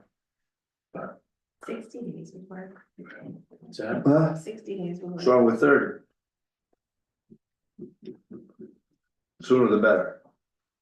So this is just our commercial partners that we're really kind of concerned about on that. Is that who it is? I don't even know. Yeah, small roll off cans, yeah. Yeah, I mean, I think August 1 will be. I'm just looking at this, like, most of these could be 60 days. Just so that you don't have like this Just so it's cascade good, yeah. changes. So it's So that you convenient. can like, Consistent. yeah, cause there should be, Yeah. we should have enough time to make new signage to put down at the transfer station for people. I mean, there should be, the signage should change I got a feeling they have time to make. to have it. Yeah, no, I agree, that's, And you want it to appear in the Rolling Thunder for a couple weeks probably, and have it on the website so people can see it. right. It's only August 1st or August 15th. Right.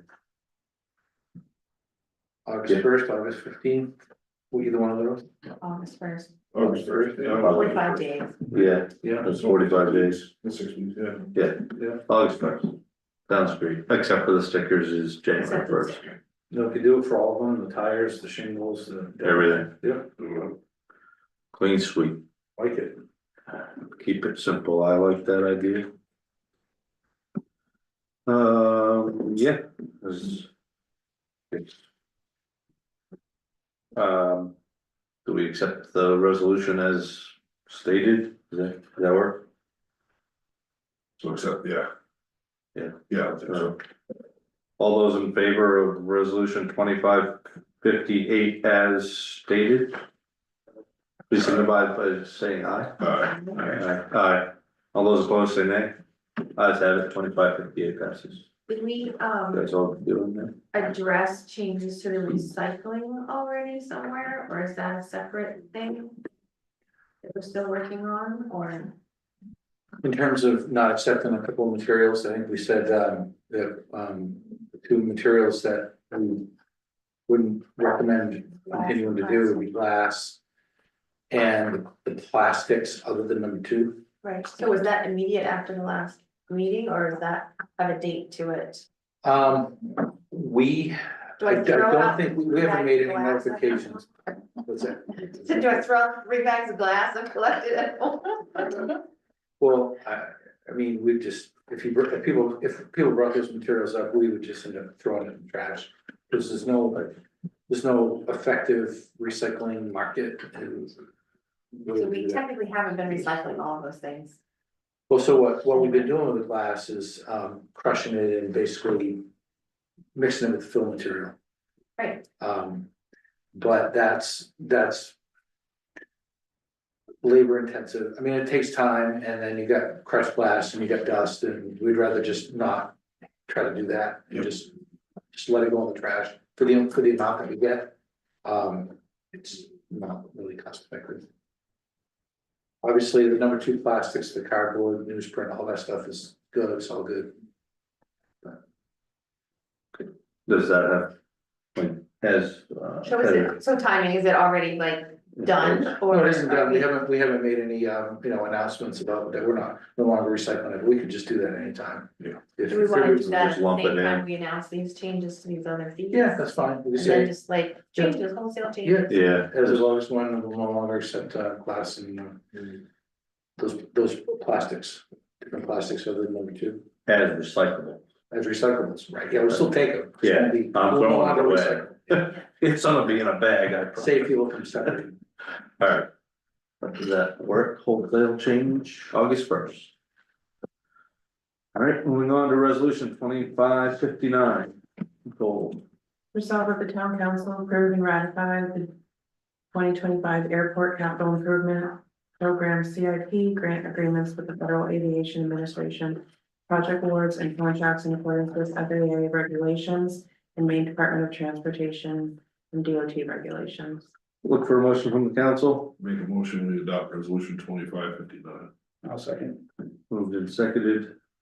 Back. So normally we have a kind of blanket resolution, which is actually the next resolution, and we do it at the first meeting of the fiscal year in January, that kind of covers all the airport grant, CIP transactions. We didn't have one for this January, and we had the 2025 CIP, and FAA needs us to sign off on the actual grant agreement, and it's actually gotta be done within the next week and a half or so. And so that's covering that, but then we have the next one, just so we can keep moving through the process with them in a timely manner and get everything turned around to them, basically, but everything's really just prescribed in terms of how we have to do things, even how we have to publish, the notice of the bids and things like that, so we just follow the requirements step by step. Okay. Any questions from the audience on resolution 2559? Any questions from the council? All good, since we're ready to vote, all those in favor of resolution 2559, please signify by saying aye. Aye. All those opposed say nay. Ayes have it, resolution 2559 passes. Moving on to resolution 2560, Nicole. Resolved that the town council authorize the town manager to hire independent review and execute all paperwork for airport grants for fiscal year 2025-2026 as necessary in accordance with the town's bid policy, Federal Aviation Administration regulations, and Maine Department of Transportation regulations. Look for a motion from the council. Make a motion, we adopt resolution 25-60. I'll second. Moved and seconded. Jack just explained this pretty much. Same idea. Same idea. Any questions from the from the audience? Any questions from the council? Hearing none, since we're ready to vote, all those in favor of 2560, please signify by saying aye. Aye. All those opposed say nay. Ayes have it, 2560 passes. Moving on to resolution 2561. Resolved that the town council waive the bid process and renew the snow plowing contract with M French and Son Trucking. Look for a motion from the council. Make a motion, we adopt resolution 2561. Second. Moved and seconded. So this is our county road plowing contract that we had in place last year. I heard nothing but good things for the county roads, honestly. The gentleman wants to re-up that at the sum of $148 for 1 year. If we did 2 seasons, it'd be $154 for the second year. If we did 3 seasons, it'd be $157 for the third year. Do we remember what we paid him last year? Was it the 148 or 130? No, it was 133, 948. Okay. We did budget the 148 for this fiscal year because he had kind of put out there his willingness to renew Right. at the 148, and so that's what we budgeted for. So, are there any questions from the audience on resolution 2561? Hearing none. Any questions from the council? So are we signing a 3-year contract with them? Well, this is just for the 1 year, but he proposed those other 2 years, and honestly, pretty good prices in my I was gonna opinion, but say they don't. I mean, $6,000 1 year and then three the next isn't that bad. This gentleman, last year, he put in, we gave the option to do county roads and put in a bid for all roads. And he didn't put in a bid for all roads. He just did county roads. Yeah, this is. Would he have this any is what- interest in, I would just be curious what his price would be for all the roads. I know the other one, I remember the other 2 bids for all the roads were pretty significant. 360 was one of them maybe, and like 560 was another one. But I just know we've had a lot of discussions with our plow trucks and plowing and sanding and every other issue under the sun with that whole thing. The only problem with that is they're not gonna be offering for our salt priority if we continue down that road. No, I know, I would just. Yep. So maybe unrelated to this Yeah. season, but going forward, Do they even have the capability? I don't know that, but I would maybe express to him that we have interest. And that maybe he does too, but. Personally, I'm good with the 3-year contract, but. What do you guys think? I'd be good to do 3. I think it's two or three. Lock in a price. Gives us a locked in price on someone that, There's a minimal escalation, that's not bad, that's really. yeah, Not bad. I mean, it's If you look at the 3%, we've just It's done what? 6% in wages in the last 6 months, right. that's not. The other thing too is, you got like what things cost 3 years from now, but you never know, and you never know what winter, kind of winter you're gonna have. You're gonna have, 10 storms or 25. We've lucked out the last couple with some pretty easy winners, so Yeah, who knows how that'll go. You good with that, Pete? 3-year, or do you have heartburn, or I don't have harbor. you don't? No. That's good. Heartburn's terrible. Okay, well, I just, So do we need to Or do approve a you- different contract because it's not actually written into that Jack? Or is it just us saying, yes, we would take the alternate rate given there?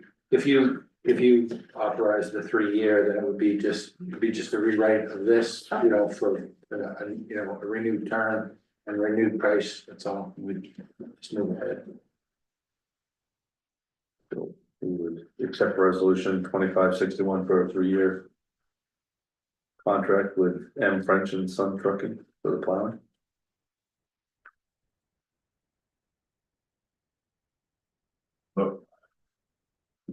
thanks, Bill. Since. Do we need to like officially say that? Yeah, so do we need to amend the resolution? Well, the resolution doesn't say a 1-year It contract, doesn't specify. it doesn't specify. Just specify. I would. So amend the motion anyway, so. Okay, go ahead. I'd like to amend the motion that we accept, contract from M French and Sons for a period of 3 years, as stated in their bid. I'll second. Moved and seconded. Any questions or comments from the audience? Where are they located? They're right here Right on here. Heartland Ave. This one. Oh, okay. On Heartland Ave, yep. Any other questions? All good with the council? Since we're ready to vote, all those in favor of resolution 2561 as amended, please signify by saying aye. Aye. All those opposed say nay. Ayes have it, resolution 2561 passed. Moving on to resolution 2564. Resolved that the town council appoint Richard Davis of Pittsfield to the board of directors for Pittsfield Economic Expansion Corporation, Inc. for a 3-year term. Look for a motion from the council. Make a motion that we adopt resolution 2564. I'll second it. Moved and seconded, so Richard Davis is here tonight, you guys all saw. Yeah, well, if you'd like to speak, you can, Well, you did see my application. we saw your application. Yes, you did, and I thank you for considering it. Lengthy. In my former career, I had a keen interest in economic development, and I was a member of a couple of economic development boards, corporations. And I have some experience with community development block grants, TIF projects, USDA rural development funding for utility projects, and revolving loan programs. So as I said, I've had a keen interest in economic development. I had some success in those areas, and I'd like to contribute whatever I can to my hometown. Great, yeah, you'd be a great addition to Pete, and yeah. We need to work towards filling out the rest of Peak. I know there's some vacant board of director positions. Nope, they're all vacant except for this one that Richard's gonna take part in. But based on the bylaws, Peak's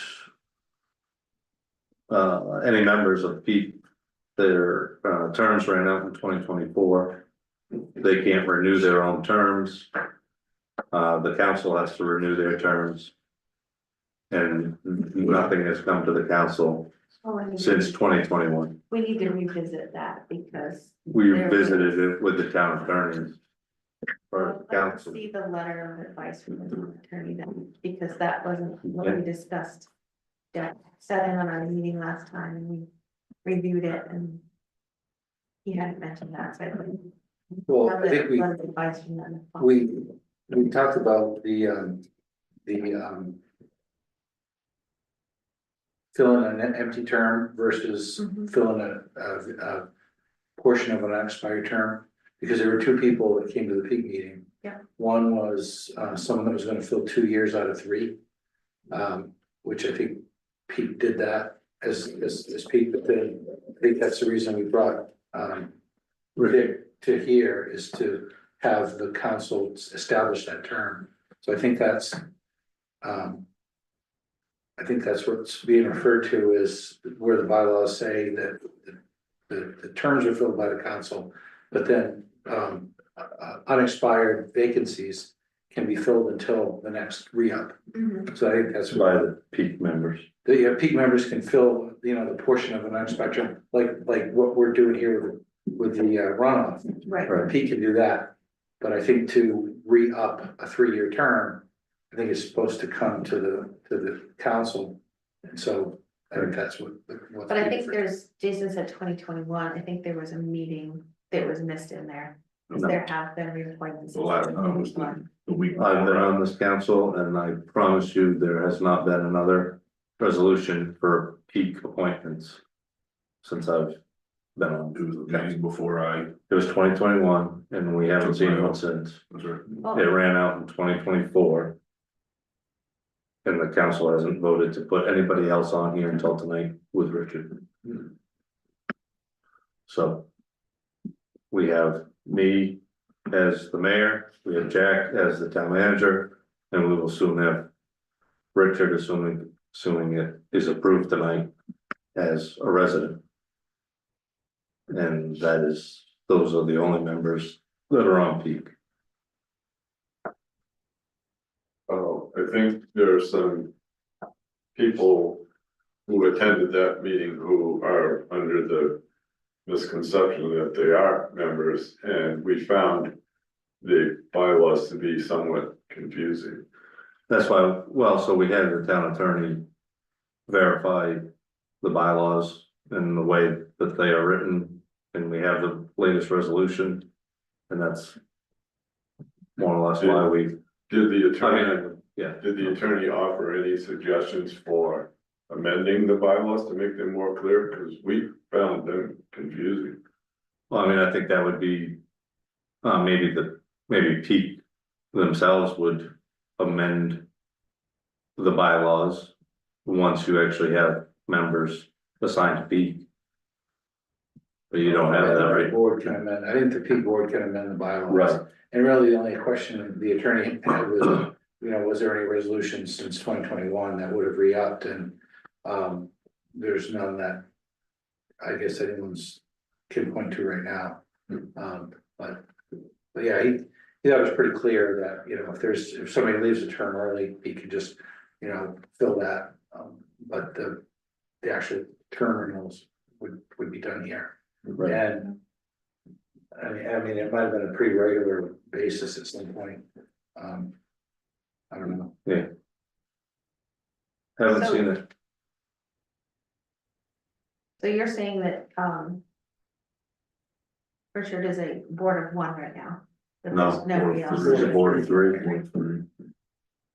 There's a board of 3 with me. and Well, you're Jack. not on the board, you are, Yes, I am. And the you're mayor's not out. on the board, you are a, Ex officio. ex officio, you're Which not doesn't- actually on the board. Which the- Jack is not actually on the board because. We are ex officio in the,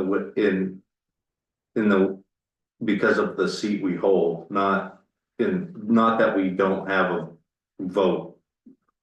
Generally, ex officio members don't have a They vote. don't have a vote. Okay, well, you can have that conversation with the town attorney, I guess, but We can. we could have him. Maybe talk with the peak, at a peak meeting and Yeah. go over Yeah. what how he's interpreting, some of the language in the bylaws, and he might recommend, this, something that's ambiguous to get cleared up. I mean, that's pretty common, you go back after a bunch of years, and Right. if things aren't clear, you just clear them up. Well, I mean, yeah, so regardless, the town council needs to appoint peak members like we are tonight. And that hasn't been done in years. And whenever peak has their meeting, it'd be good to be invited as a peak member. We're invited to the last one. No, I wasn't. Don't have an email, don't have an invite. But anyway, resolution 2564. All those in favor of resolution 2564, please signify by saying aye. Aye. All those opposed say nay. Ayes have it, resolution 2564 passes. Congratulations. Thank you very much. Yeah, thank you, Dick. Appreciate it. We'll get it straightened out. Yeah. Ideally. Moving on to resolution 2565, Nicole. Resolved that the town council authorize the town manager to submit a rebate application to Efficiency Maine for new heat pumps for certain municipal buildings. And if approved, proceed with the installation of heat pumps at these locations, both locations. Look for a motion from the council. Make the motion we adopt resolution 2565. Second. Moved and seconded. Jack, did you wanna? I mean, we kind of talked about it earlier, Yeah. 100% rebate. Yeah, so, I guess there's a lot here, and I'll talk kind of fast, and then we can just kind of go backfill what we need to. So my understanding is that there's a 90%, up to 90% rebate, depending on basically the calculations that go with the heat pump proposal in space.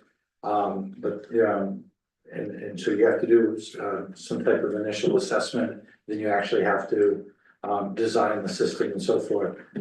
The difficult part of all this is that these all have to be submitted by June 30th in order to move forward, so that's kind of why you're seeing it now. We had the vendor come in, they were initially called to look at the wastewater, the water and sewer building. And they were pretty quick to determine that based on the square footage, based on the space, that would be eligible for a 90% rebate. So that would be just under a $50,000. Thank you. Just under a $50,000 project, with the town's share being 4,861. And so because when I heard that, I'm like, we need to look at as many buildings as we can and kind of get a sense. So a very initial assessment of a library, because of that configuration and because there are actually heat pumps there. So you're upgrading heat pumps and there's still a rebate. That rebate initially is estimated at 65% instead of 90%. So that's estimated right now at like $184,000 project. That would be about $70,000 for the town. Now, that's something we don't have in the budget, so we have to do a lease like we're doing for the excavator, and basically pay for that over 5 years. But we get we'd be looking at almost $190,000 project for probably 70,000. Part of it is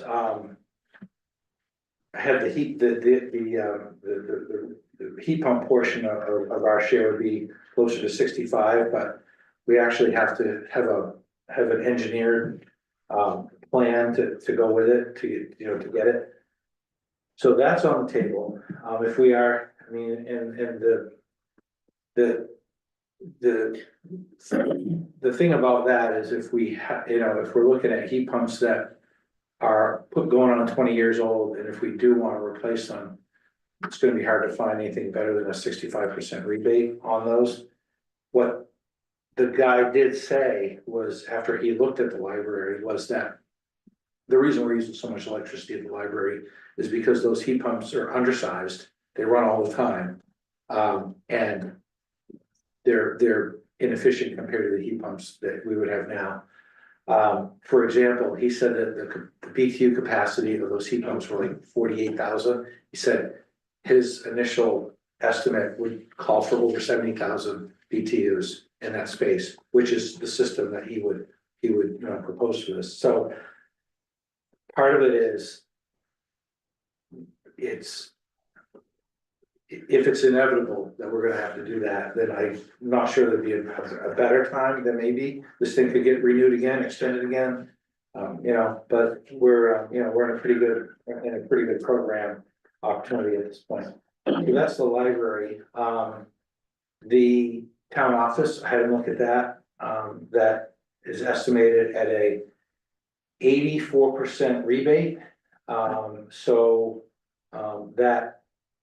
That costed out, and this is the whole building, this is all the space, fire space, police, us. He has it pegged at about 183,428 total, with the town's portion being 29,348. So the rebate's 154,000.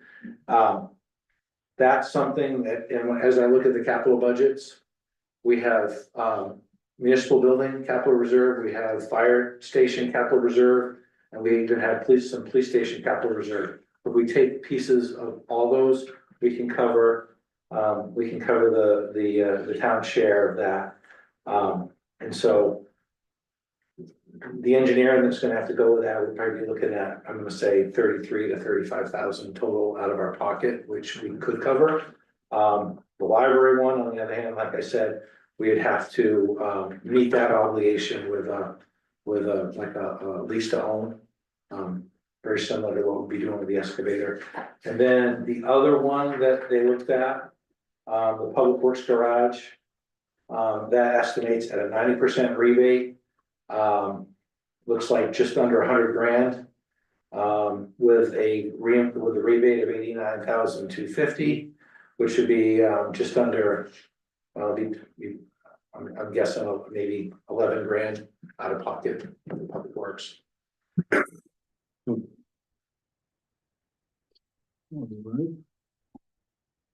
So I think we have a real tight window. It's open just a crack here to walk through this thing and get an application submitted, if we wanna.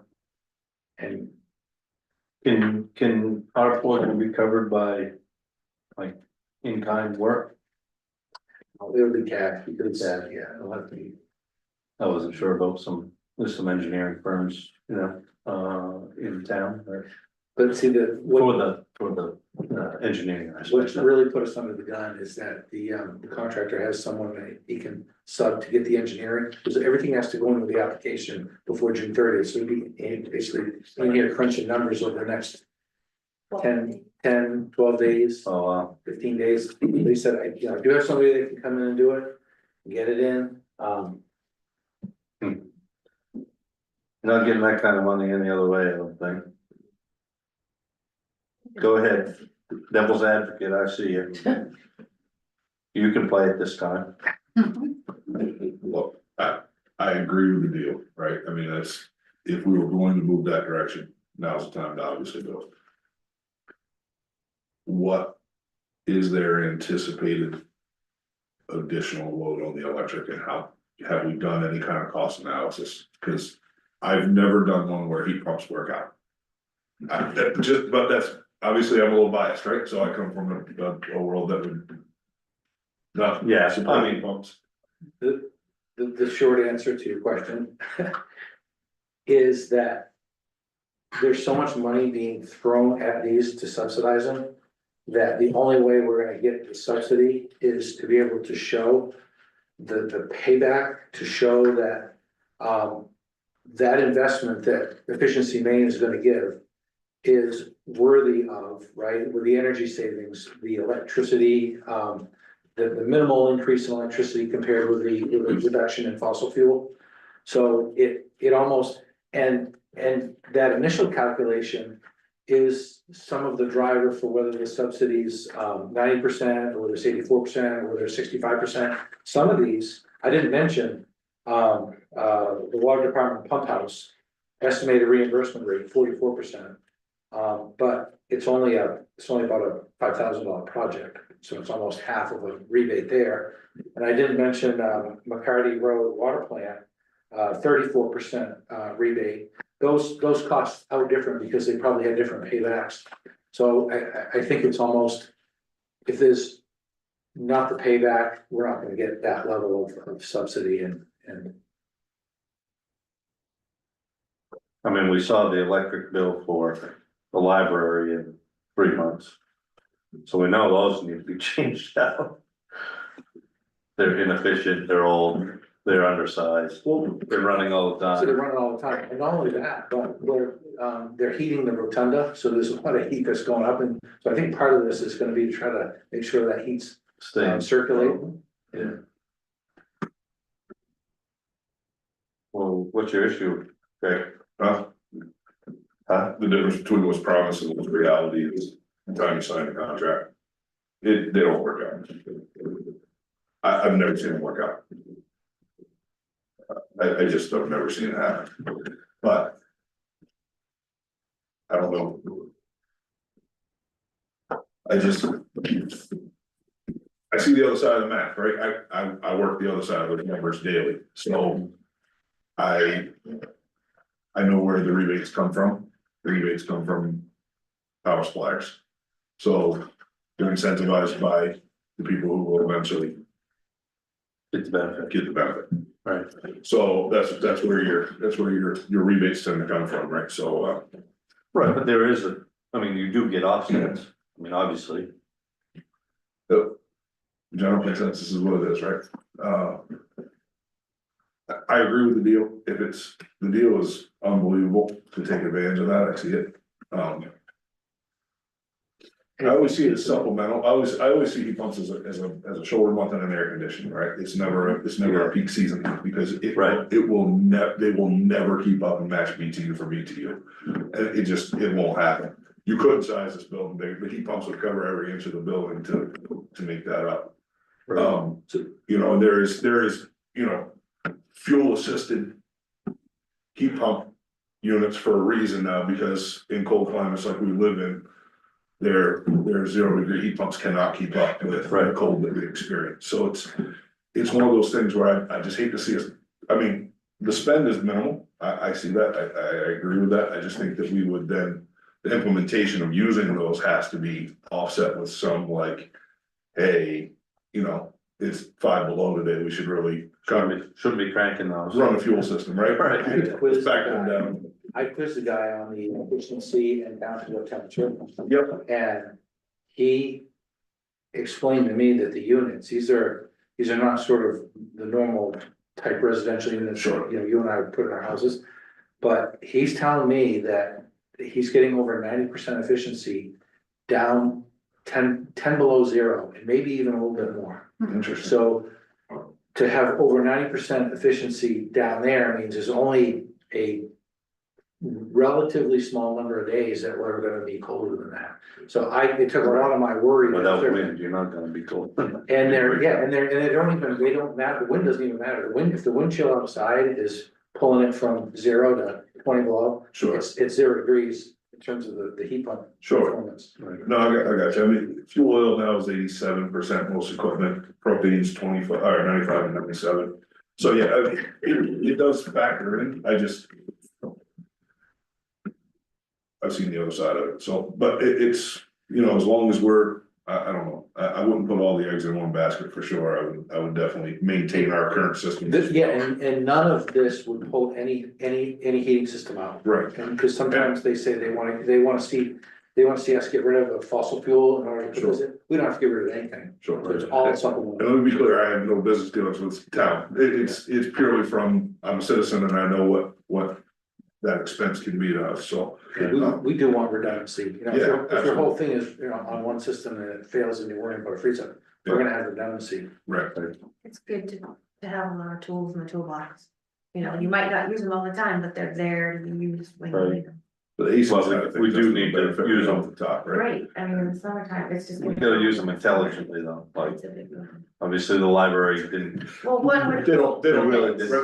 One would hope operate that it. the engineer would provide like an operating manual for Right, the library director to use. right, Or operations people to use to, Some more be jack. like, Yeah, this is your guidance for when it's most efficient. and- right. And that's something we should. We be just need to make sure that we, yeah, operate to that. So, all right. Do we just have to give you the go, yeah? Go. Are you gonna, so you had all kinds of different buildings. Are we just doing them all, or you didn't list some of them at first and then? Yeah, so we have Bow Street, was estimated rate at 90%. With a reimbursement amount of estimated at 43,749. Then we have Horseback Road, estimated reimbursement rate 44%. And estimated reimbursement amount of 2,800, so it's, you know, a little more than 2,800. But those would come out of the water and sewer. Yep, those are water and sewer, and same with McCarty Road Water Plant, Right, that would be 34% reimbursement, 2,800, so there'd be, you know, a little bit more than that. Or maybe over 4 would come out of water and sewer for that one. But then the big ones, libraries, the library, 65%. yeah, Estimated reimbursement amount of 120,000. but I'm just saying, like, if we say yes, are you just gonna implement all those? What I'd do is I'd move forward with all the engineering, submitting all the applications, and then if Efficiency Maine comes back and says. We can't give you the 90 on something, we'd only give you, you know, 80 or 85. I just look at, you know, do we have a way to provide our share?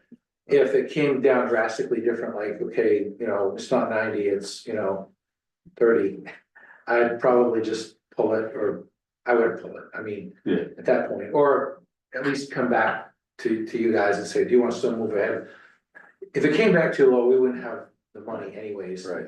Because we can cover all of this if it's anywhere close with the money that we have, other than the library, we would have to just get a quote and just do the 5-year lease. Okay, So this is just authorizing the application. right, yeah, Authorizing the application, Yeah. right, and then okay. Yeah. All right, any other questions from the council? Hearing none, since we're ready to vote, all those in favor of 2565, please signify by saying aye. Aye. All those opposed say nay. Ayes have it, resolution 2565 passes. Moving on to resolution 2566. Resolved that the town council approve the request for proposals for the 2025 paving work. For a motion from the council, I make a motion that we approve resolution 2566. moved and seconded, so 2566 is in the packet list. Arbor Street, Hemlock Street, Maple Street, Hamilton Street, and the Lancey Street sections that need to be redone. And then that's it. And that's all with a 3/4 inch trim, except for the Lancey Street, which is rebuilt. More or less. This is just authorizing to get bids. yeah, that's the RFP, that'll come back. I will ask for that to be back for our July meeting. And I put in there that the contractor needs to plan on being mobilized. I think it's by the end of September, and then being substantially complete by mid-October. With an allowance for weather-related extensions, but I don't think we want to get into, you know, it's, you know, Halloween and, you know, we're still starting to get frosty and, you know, trying to pave and, you know, or spilling into November, because then you just, temperature becomes an issue. We did that 2 years We ago. had that. Yeah, we do. Yeah. We did do that. A couple of years back. Yeah. All right, any questions from the council, from the audience? Any questions from the council on resolution 2566? Hearing none, since we're ready to vote, all those in favor of resolution 2566, please signify by saying aye.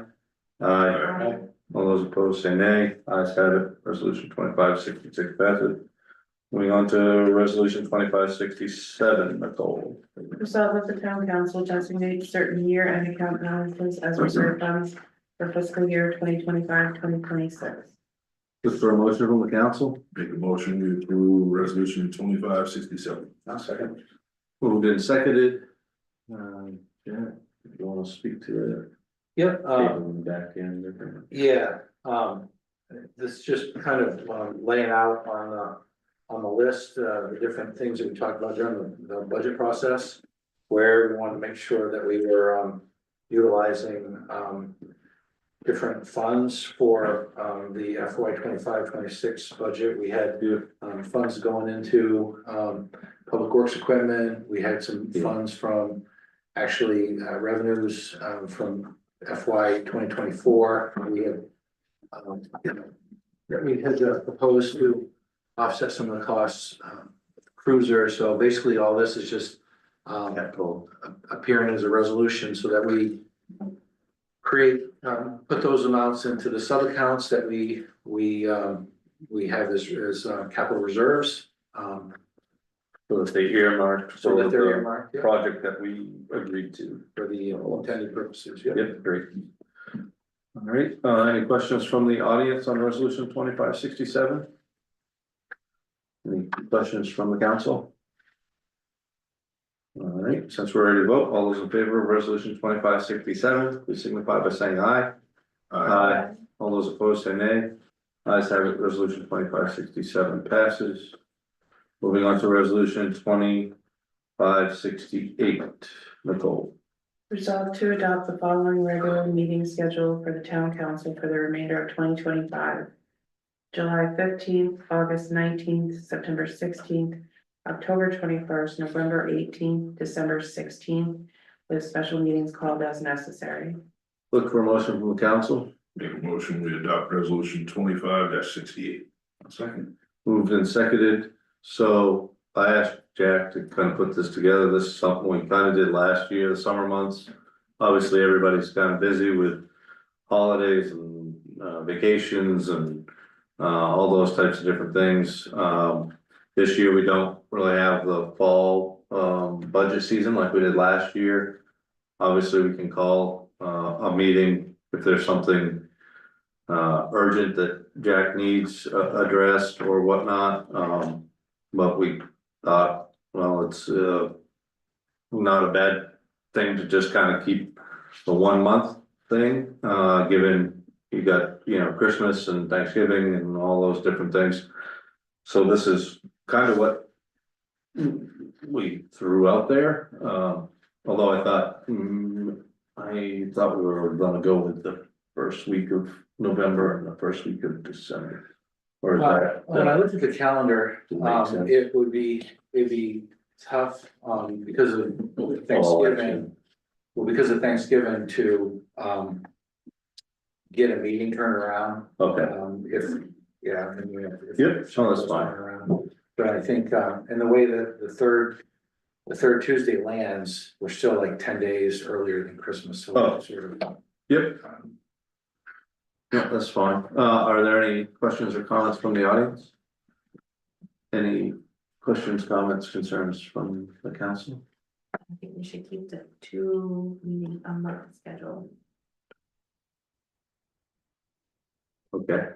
I mean, is there any specific reason? Like, Well- I mean, I know. Things can obviously pile up, but we could call a special meeting if need be. Well, And I just know, like, there's holidays on a lot of these too. So July 4th, there's a holiday. Beginning of August. There's just, nobody's ever around beginning of August, because people are on, Friday, what's that? July 4th is a Friday. Yeah, but the week of July. It's the week of July 4th. I don't, everybody's on vacation, people leaving. Yeah, anyway, it's stuff we've done in the past, but I just figured we'd continue it We've done again. the July and the August, and I think that makes sense. And the first week of September is Labor Day, but I know that. And people come back to school, but It was just a thought,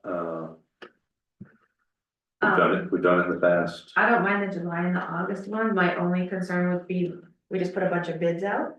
And that we are timely on processing those things. Mhm. And, that we don't have things fall into gaps. There's a lot of stuff in the last year that fell through the gaps, because we were moving meetings around and not having scheduled meetings and lots of stuff going on, so. I don't think that's what fell through the cracks, but yeah, I understand your point. But we do have stuff coming up. We also have action items on the VPI that we have to work on. Sure. Um, So are you good with July and August? July and August traditionally has been one meeting a month. My only concern with the August one is that we may need a special meeting. Nicole let me know, as long as you're willing to call a special meeting for it, Nicole let me know that the Meeting Chiefs Guild application to have the event for the festival couldn't be processed because they don't do paper applications anymore. Okay, Not that they actually send, notification out to people, so I found out about that on Friday. naturally. So we're trying to process that through, but you have to have all of your vendors lined up first, and usually we get the permit. And then we wait till we have all our vendors and then put our permit into the state. Like Okay, on August 19th, 17th, 18th is when the last couple weeks. so if we approve you on So- July 15th, would that work? Well, I don't know if we have enough vendors signed up by Oh. then. There's a lot of people that wait until the last minute, like the I first see. week of August to sign up. So we're trying to work through that. Well, we can have a special- Distributor instead of directly with the vendor or something, We can but have a special meeting. that might be out there. That might need to be done just because of the way the state, she can't process anything at all without the state doing their part. But we have to have basically everything has to be in place before you can even start to fill out the application for the state. Okay, So our executive director is working on that. So does the state approve it first and then it comes here? Yeah, you have to fill everything out online and then it sends it to Nicole. Mm-hmm. And then Nicole submits it here and then it has to be signed off and then it goes back to the state. And then the state issues the permit to us. oh, So you can't add a vendor once that's in. Well, that's the big question that we have. okay, We have some signed up now, but we're looking for more. let's make So this, can we put in our application with the one or two that we have committed? Yeah. And then add people after they issue the permits? Yeah. Or do we have to restart it? So those are questions the executive director. I'm just gonna throw just a thought out there that might streamline this. What if in July, there was a resolution that said that the council approves your permits contingent upon state approval? Meaning that once the state approves them, I mean, that's fine with me. I mean, it's a matter of whether that works for Nicole this, to have. if really what you're gonna look for is if it's state approved, right? right, So we're just rubber stamping the we damn could get thing. our resolution out of the way in July. I mean, that's fine with me. I don't know if it's kosher with all the things that have to go with one behind the scenes. I would think we can. Okay, let's do that. We can just tell the state Nicole said stuff. So I'll tell him when I call and look for my permit. Nicole said I can do it. Okay, so one meeting a month in July and August and then, Right there is why I think that we're good with one meeting a month for the rest of the year. Jack just proved the organization, the ability to just Yeah. coordinate something. yeah. And he just talked about a schedule of getting the RFPs and when they're gonna be due by and why they need to be there, when they're gonna be executed. I think that level of coordination makes this possible. And I would not hesitate to ask for a special meeting if Right. we needed to meet, in the first, week of September or something. I wouldn't hesitate to ask for that, just, what I mean, maybe for planning purposes. Sure. I would love to have a fall where I'm not I mean, arguing. I just think- for I just think I think we're happy to meet anytime we have to meet, but. And I'd rather have Jack, the meeting. Jack thinks this is possible, so why? I'd rather have the meetings on the schedule and then cancel them if we don't need them. And then somebody's planning on Because attending, that- they can't attend, and then you cancel it on them, and then all of a Well, sudden they're just. we have meetings and we haven't had a full council in in a very long time where everyone's actually been here, so, Yeah, people, you people know. are busy. And I think this is probably why, I think if you go to once a month, you have a better chance of getting everybody there for that whole decision, it's a little longer, Oh, I but. get it, but- I guess it has to be unanimous anyway, so. This is only four of us here, so.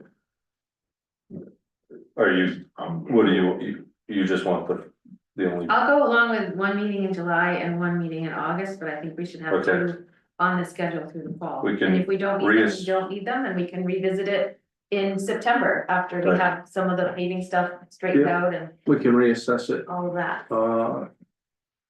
yeah, if we just go one meeting a month in July and August, and then we reassess at that point. Yeah. We'll figure it out.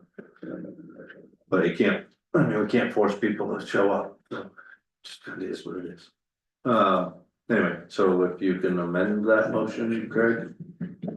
So do we table this and then come back to it when we have a full council and then No, just vote to have Just just give the us- one meeting in July? July and August, just get us through July and August and we'll figure it out after that. Madam- No, you know, cause I wouldn't come to the first week of July, and that would be the next meeting, so. Yeah, I'm on vacation, I'm not coming, like I'm telling you now. I guarantee I'm not in the minority, no, I'm with you. So- I'm on vacation too. so just go with July and August, and we, Good. that'll Alright. get us through the summer like we typically do, so that's. So amend the resolution to 2568 to one regular meeting schedule for the months of July and August. As stated, July 15th and August 19th. With special meetings called as. Special meetings called as necessary. Second. Moved and seconded. All those in favor of resolution 2568 as amended, please signify by saying aye. Aye. Aye. All those opposed say nay. Ayes have it, resolution 2568 is adopted as amended. Moving on to discussion items. We have a discussion item with Spirit of America, so. I think probably a handful of us had seen an email from the Spirit of America. I know it went to me and Jack and maybe Craig as deputy mayor. I don't know if it went to other people. But anyway, it was more or less, you know, if we had, a nominee this year, or if we didn't, they said, you know, we typically, participate in that. So I didn't know if anybody had a nominee for this year. I don't know, the deadline is the end of the month, I think, 30th of June or something like that, yeah. Did you dig out the list that we have? So we have a current list going, so. Well, yeah, I mean, no, I didn't, because I have no idea where that would be, but, I mean, if somebody had There a was file specific. in the office that was like kept on, who would nominate it over the years and. Right, I mean, if somebody had a specific nominee that they thought was, I had two people come, or two, oh, I guess one group come to mind would, for me, was the garden club. Because they've been doing a lot of work around town and, I don't know, they do a lot of different things, and that was my one thought that some other people had. But I don't really have, you know, a specific, person in mind. Didn't know if anybody else did. I don't have that list, so. I don't know. I can tell you that The list is quite old, I know that much. it's old, yeah, a lot of them are just gonna be in memory of. Cause like Robert Downs. Bernard Williams is on there, he's the fire chief, he's gonna be coming up in 50 years for the fire chief. There was somebody from the garden club on there, but I don't know that we can't do a group, Well, you can do a group, yeah, that's pretty common to do a group. I mean, they have been really active. Pretty active this year. Yeah, They do a lot every year. and I it's mean, not, all these gardens in town, the Stein Park and yeah, the garden going down into the park now, the raised beds.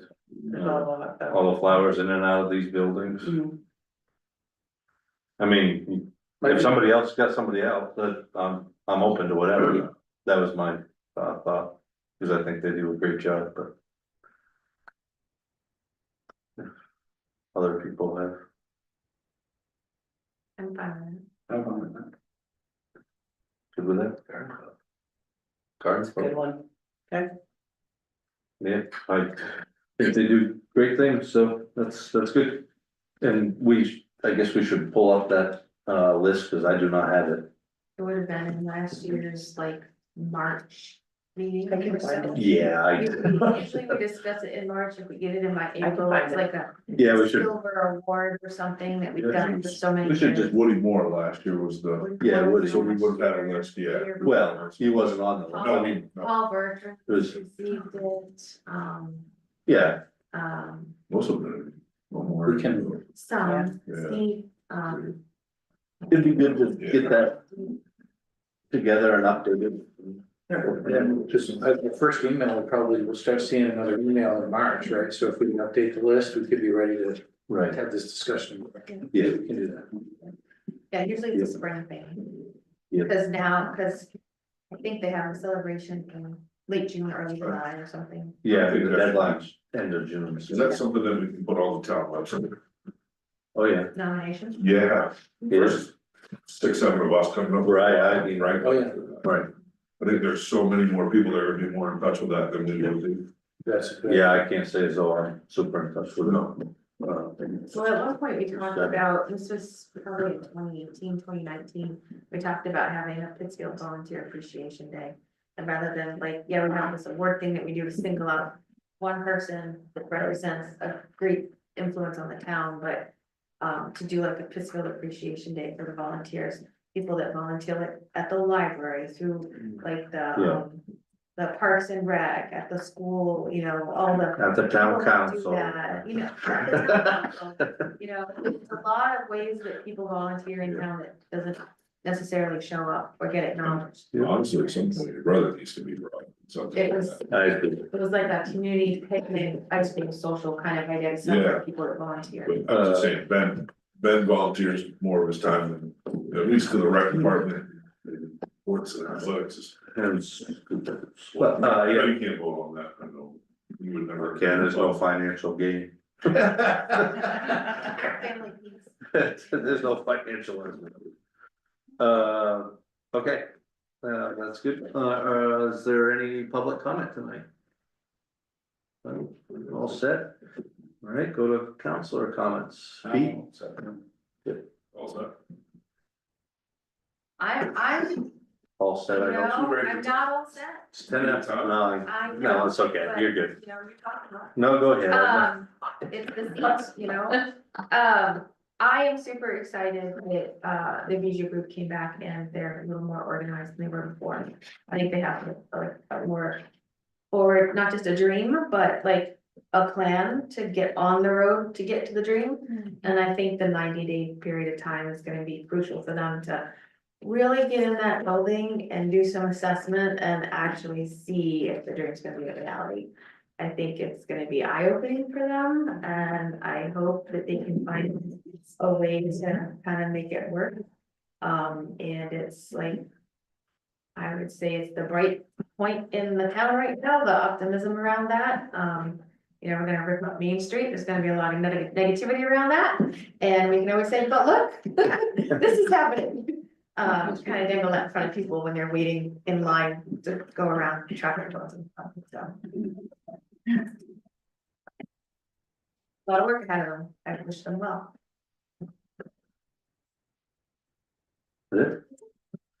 Excellent, yeah, I would, second, Heather's optimism.